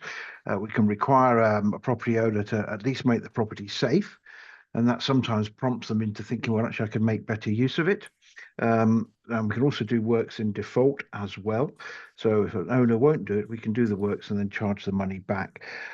So there is a mix of carrot and a mix of stick on bringing empty properties back into use. Empty properties are invariably complicated because the background for them being empty can include such things as probate. It can include not knowing who owns them. We've got a property in the south of the county that we can't find out who actually owns the property because it's not registered. It can be family disputes, and one knows you tread warily in such situations. If two people have inherited a property, for example, and they don't get on, they'll leave it standing empty. Businesses that have gone broke, and just the in British law, property rights are pretty sacrosanct, and people say, well, this is my property, I can do what I wish to do with it. It's fine, that's their right. What we have to try and do is work with them and say, actually, there's a better way to use it. The enforcement is generally if it's detrimental to the amenity of the area or health and safety. You can't just go in and say, that's an empty property, I could house somebody in there, we're going to force you to do that. The Empty Dwelling Management Order, which was introduced in 2009, God, my memory, was radically weakened by Eric Pickles in 2011. So that doesn't, then you could take over a property and run it for a period of time to provide accommodation, but that is not really an option anymore. That was defanged, if you will. In terms of acquisitions, we have two strands of acquisitions, and funny enough, just before this meeting, I was working on a report to go to Cabinet regarding our package deal policy, which is when we, rather than look for land and build properties ourselves, something's popped up with Emma's name on. I get very confused by pop-ups, very confused. As I was saying, so developers who've got they can come and say, I've got a piece of land, I'd like to build the houses. If I build them for this price to this spec, will you guarantee to buy them off us? And that's something that we're working on, because some developers like that. It de-risks it for them. They haven't got to sell the properties on. to individuals. And for us, it's a turnkey. We don't have to worry about the development. We just have to make sure it's a high standard. And the penny bond scheme, plus one that we've completed in Ustragunlight, only for 4 properties, show the benefits there. It's not instead of, it's in addition to. It gives another vehicle for people to do that. And then there's just the regular acquisitions of, we focus on former right to buy properties as well, because they're generally, well, logically, they're on estates where we have the majority of properties. You can have a row of 5 terrace properties. One in the middle is one we don't own, so you get all kinds of roofing issues, for example. So we buy those as well, and they're generally at the cheaper end of the market, so we can offer a social rent and a secure contract, which of course private landlords don't. They offer a high rent and an insecure contract. So we do try to, we offer that as an option. We don't buy everything because we're also acutely aware those properties do attract first-time buyers, and certainly looking ahead to the future, the council probably needs to think about building homes for first-time buyers and things like that, because that could be an opportunity for us to make a shilling. I know here we're talking about money, but also, councils did build for sale in the 60s and 70s before right to buy. It was an important part of their work as social housing. The gap the market won't fill, which is generally the cheaper end. So, hey, that's what we do. We fill the gaps. Yeah. So I know I've rambled on, Chair, and I'm sure Emma's going to send me another pop-up telling me to shut up in a moment. I don't mind that because I'm used to it. I do ramble. Sorry, Emma and Council. Thanks very much. Thank you, Andy. It's good to see this micromanagement going on in the council. Thank you much, Andy. I'm not so keen on the buying up property because it's increasing the supply, which is all important. The getting properties back into circulation is vital as well, and whatever incentives we can offer on that is great. Sorry, Karina. Did you find an answer in Andy's monologue? That was very full. Yes for now. Thank you very much. Thank you, Karina, and thank you, Andy. I know you do a huge amount of work on that. Ellen, go. Hi, thanks. I just want to take the opportunity to just highlight some of the work that the digital programme. I know we focused on the main transformation programmes, but in the pack you can see on page 82 the enabler programmes there. So the digital programme, which is the enabler really for transformation across all of the organisation, you'll see there in the detail, there's a lot of detail. Last year we had 23 projects. It was a significant programme that we've still got now, and those projects saw a mix of cashable, non-cashable savings as well. But also, I think, following on from kind of Marianne's point as well, if we take it away from the lens of the cashable and non-cashable kind of savings, the impact it has made around service improvement for the organisation, and ultimately in terms of customer experience as well. The programme is a key programme in supporting the council to become more sustainable, by enabling our residents to access the kind of service in kind of different ways. It helps them self-serve. So I wanted to not miss that opportunity of highlighting, like I said, there was a lot of work that went on, significant impact that we saw, and all the details there. Thank you, Chair.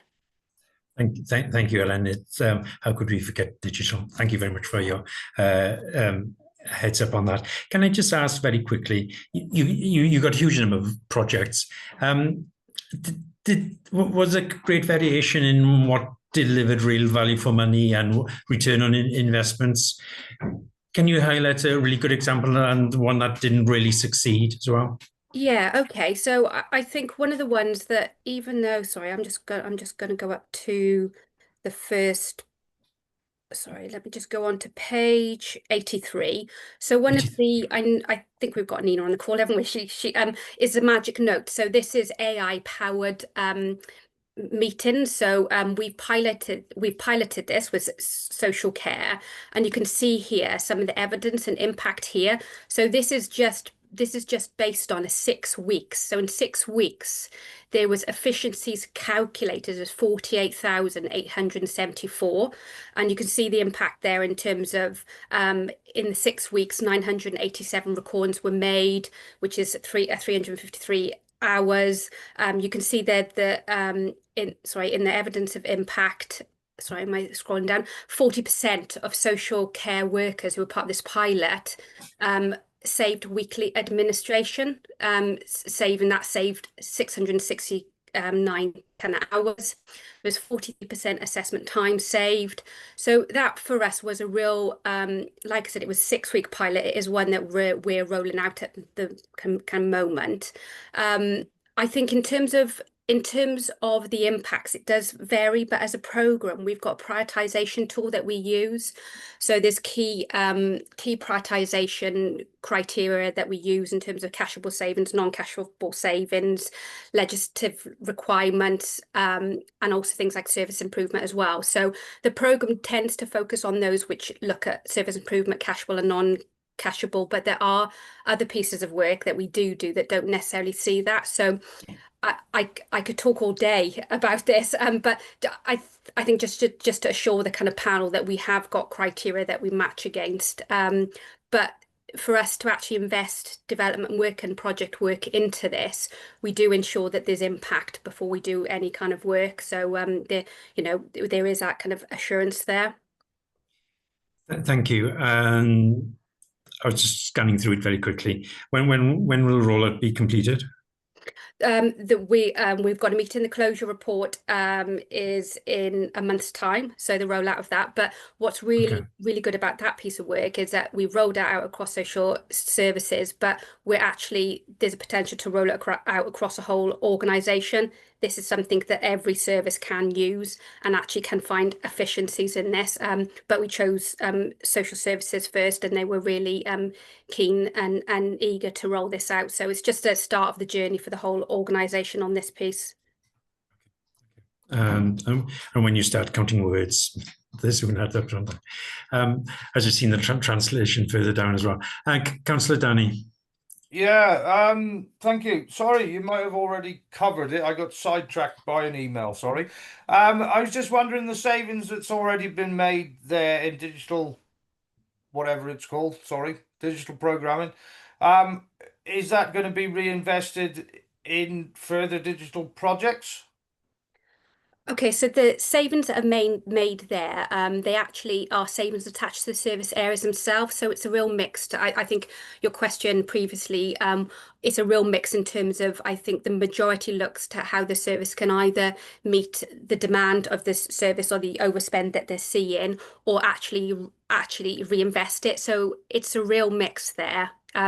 But what I would say is that many of the digital transformation work that we do, especially when we build our own systems in-house rather than procuring kind of companies to do it, we claim that kind of one-off cost avoidance, but it hits every single year. If we build a system that's going to cost us 30 grand to bring in, and we've built it, that saves the local authority having to pay £30,000 every single year. So it's that consistent return on investment that we see through that. So yeah, it's a real mix in terms of how the cashable and non-cashable savings get kind of put back in, really depending on how the service see fit. Yeah. Thanks for that. Yeah, it's not what you spend, it's what you save, isn't it? Yeah. Okay, thank you. Okay, thank you both. You did highlight a very good example, but they all deliver value for money from your point of view, or have there been areas which haven't delivered quite as well as the one you just saw, Magic Notes?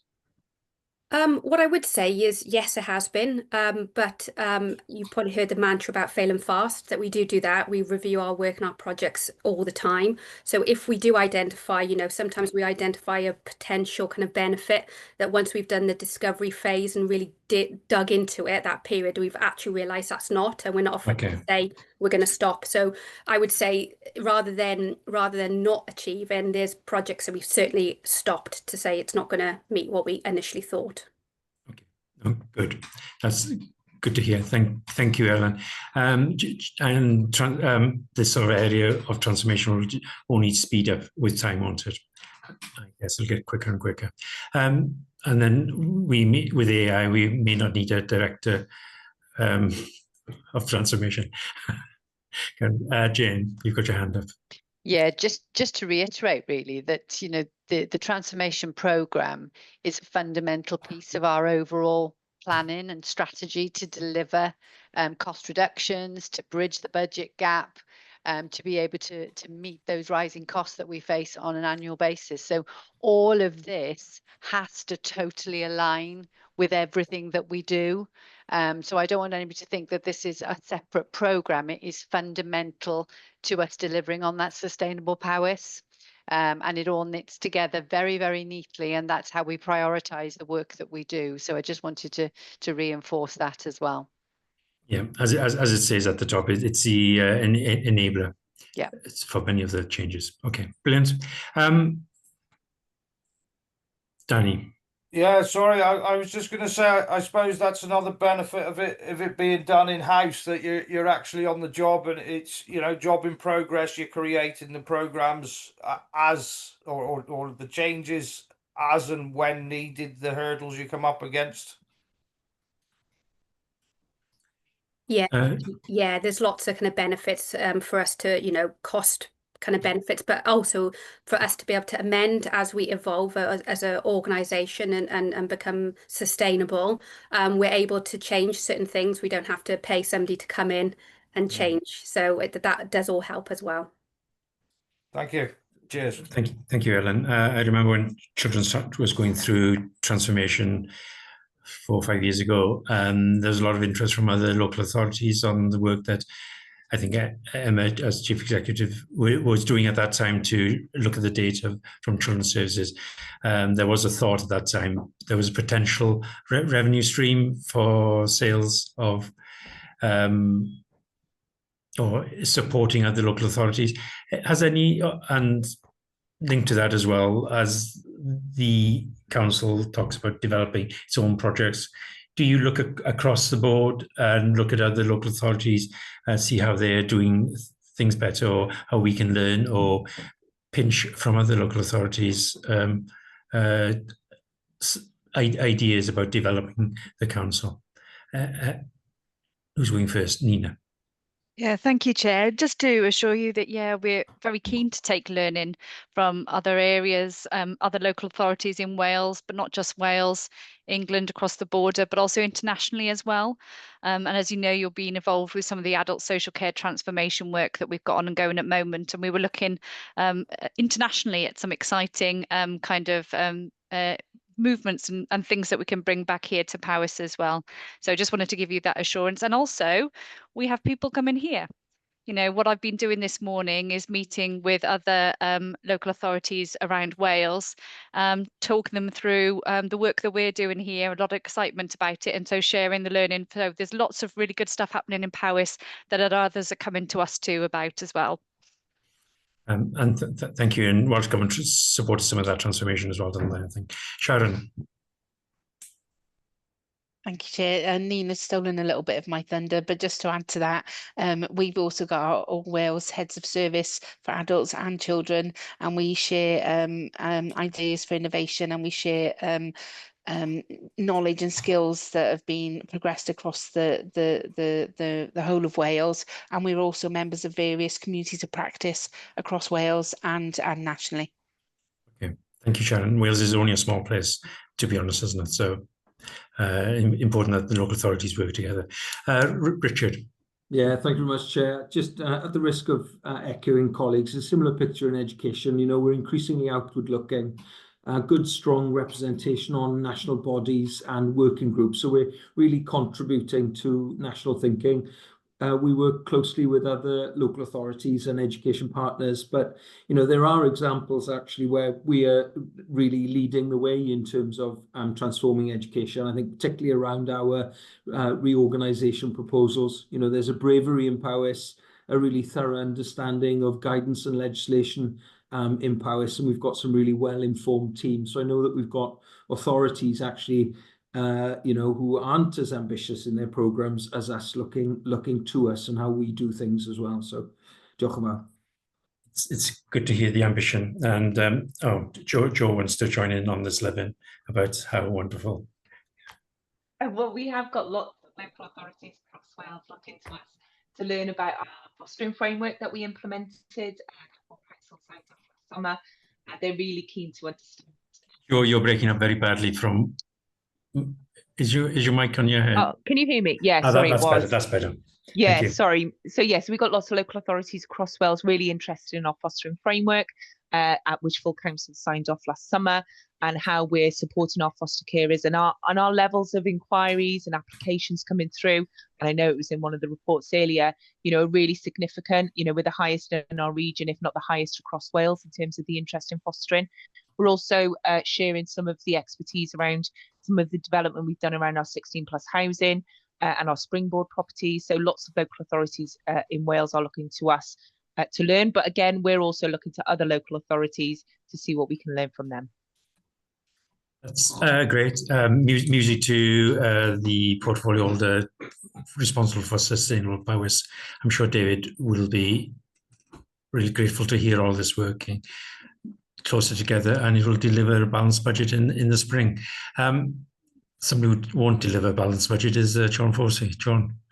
Well, Chair. Sorry.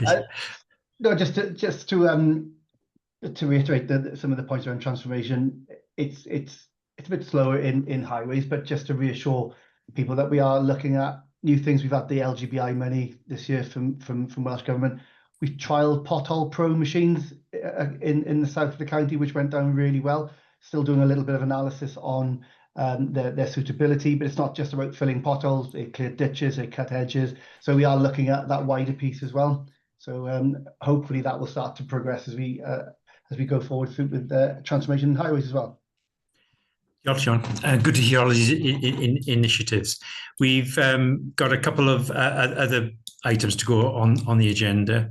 I really don't think we've done this justice, but I think it should go to the various scrutiny committees so they can for their information, and they can see the development and the transformation of the council over the last 12 months. Recommendations from this is about trying to capture expected added value, and does it come through to fruition in future years?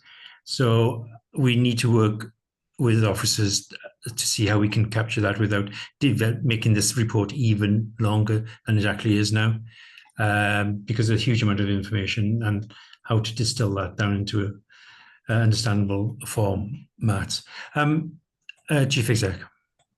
Yeah, thanks, Chair. I think really the element here that's really important is around impact. So there's been a level of investment. We've done some work. What's the impact been?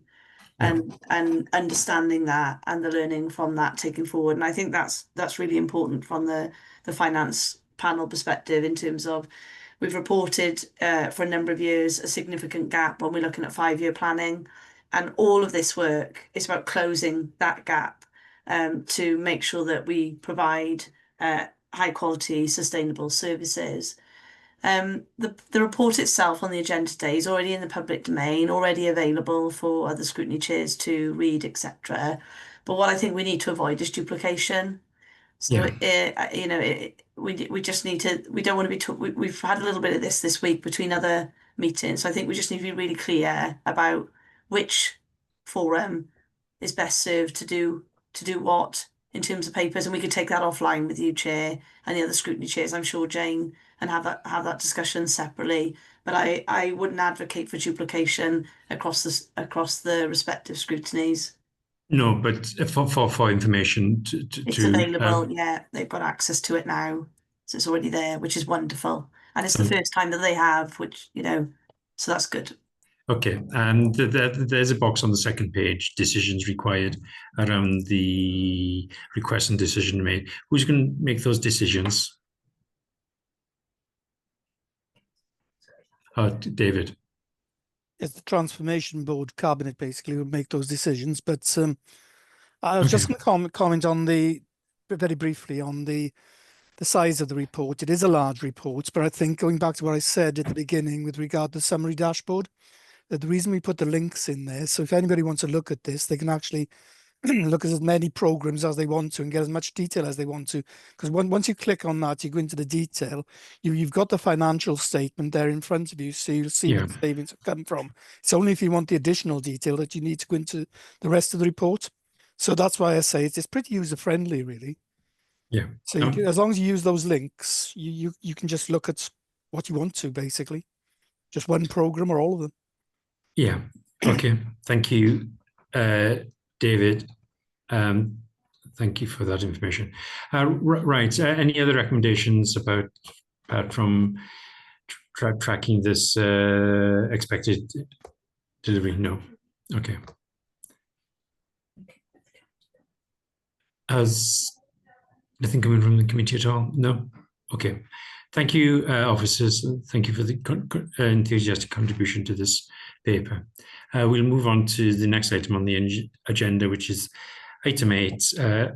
Item 10, the public sector. This is for information only. We did ask, this question flowed from the fact that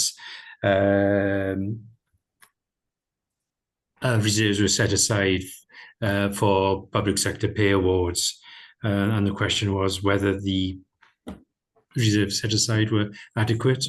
I think we've got Graham Evans presenting this paper, so as Paul Bradshaw is absent. So Graham, would you like to give us a quick presentation on this paper? Thank you. I will do. Cadeirydd. Yeah, so I need to provide the finance powers with a brief update on the public sector pay award settlement, which you'll see pages 97 to 108 of the agenda pack. So there's two parts to this update. Firstly, an update on the 6 separate pay review bodies that apply to council employees, and secondly, relating to the budgetary impact. The review date of 3 of the 6 pay review bodies, so the JNC Chief Executive, the JNC Chief Officers, which covers heads of service and directors, and then the NJC for local government services, which covers the majority of staff from grades 1 to senior managers. That's applied from the 1st of April annually. A 3.2% pay increase was confirmed at the end of July, which was then applied retrospectively through August payroll. The remaining 3 bodies are applied annually from the 1st of September.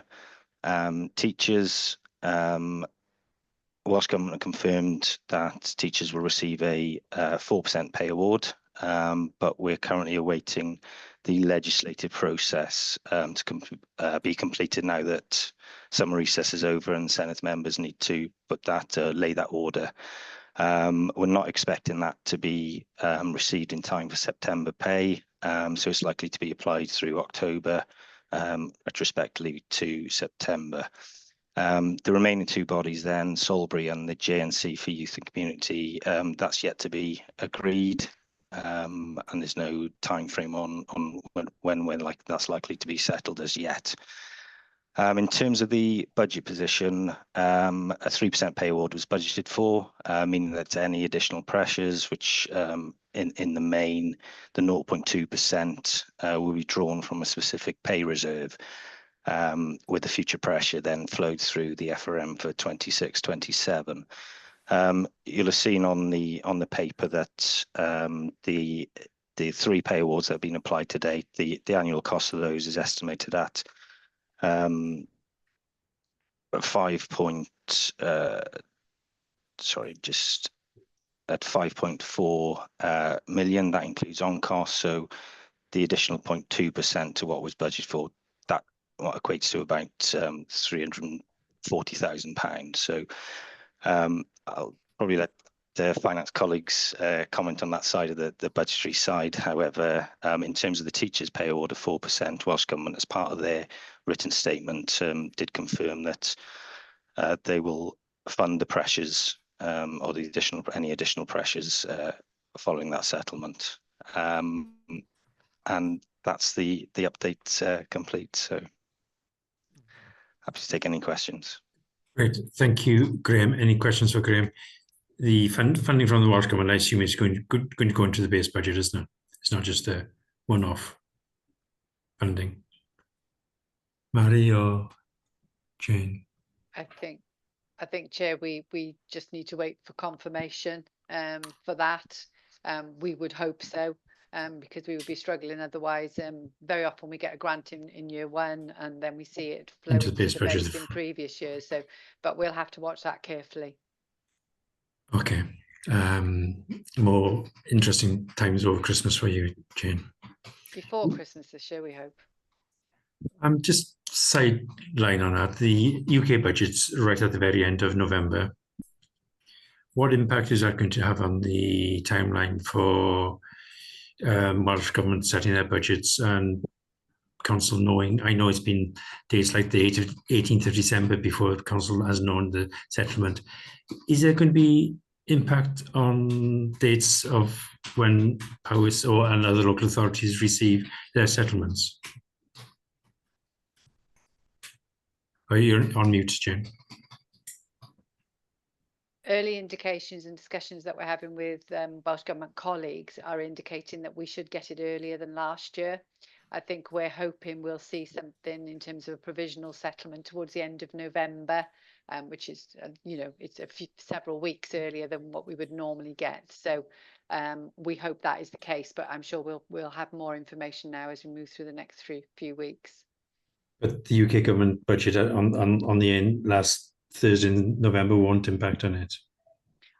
I don't know, but that's what we're being told. Okay, thank you, Jane. Councillor Danny. Thank you. Yeah, I think last year it was quite delayed, wasn't it? We had to delay something ourselves, I think, memory because of it. Is that right?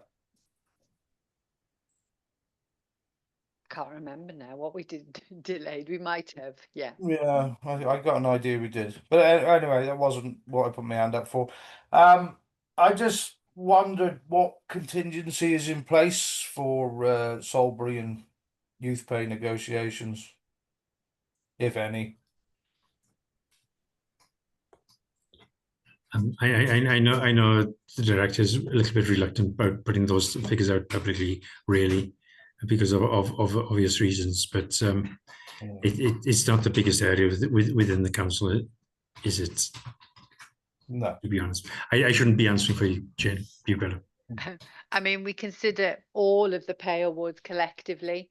So we will look at each of those and work them through. We are doing some work currently, updating assumptions in the medium-term financial plan, because as we get more information about things, we feed that through. So knowing these percentages now for this year, we will be able to think through whether what we've put into our plans for next year is sufficient or whether that needs amending. So we'll currently be working through that. But you'll recall we did set up a pay reserve a few years ago now, because of the timing. We were always behind. We'd budget and then we didn't know for sure what that year would be.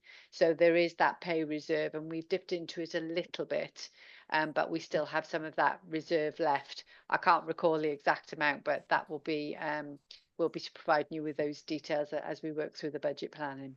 Yeah, I wasn't really after amounts. It was just that there is contingency, Yeah.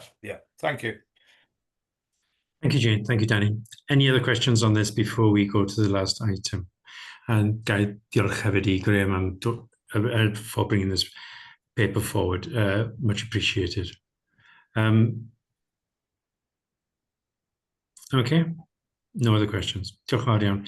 I think the last item on the agenda is a confidential item, so we do need to bring your attention to on the first agenda page, we have got the wording of the.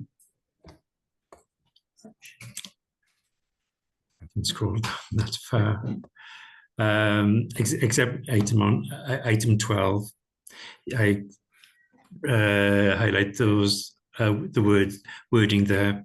Is anybody likely to propose and a seconder that we go into confidential? So if you read on page 3, exempt item, that's the legal spiel. So Danny is proposing. Do we have a seconder? Since nobody's forthcoming, can I second myself? Karina, are you prepared to second this, that we go into confidential mode? Thank you. Everybody in agreement? Thank you. If you can show your hands, I can see nobody dissenting from that. So thank you. So we'll go into confidential. Kath, can you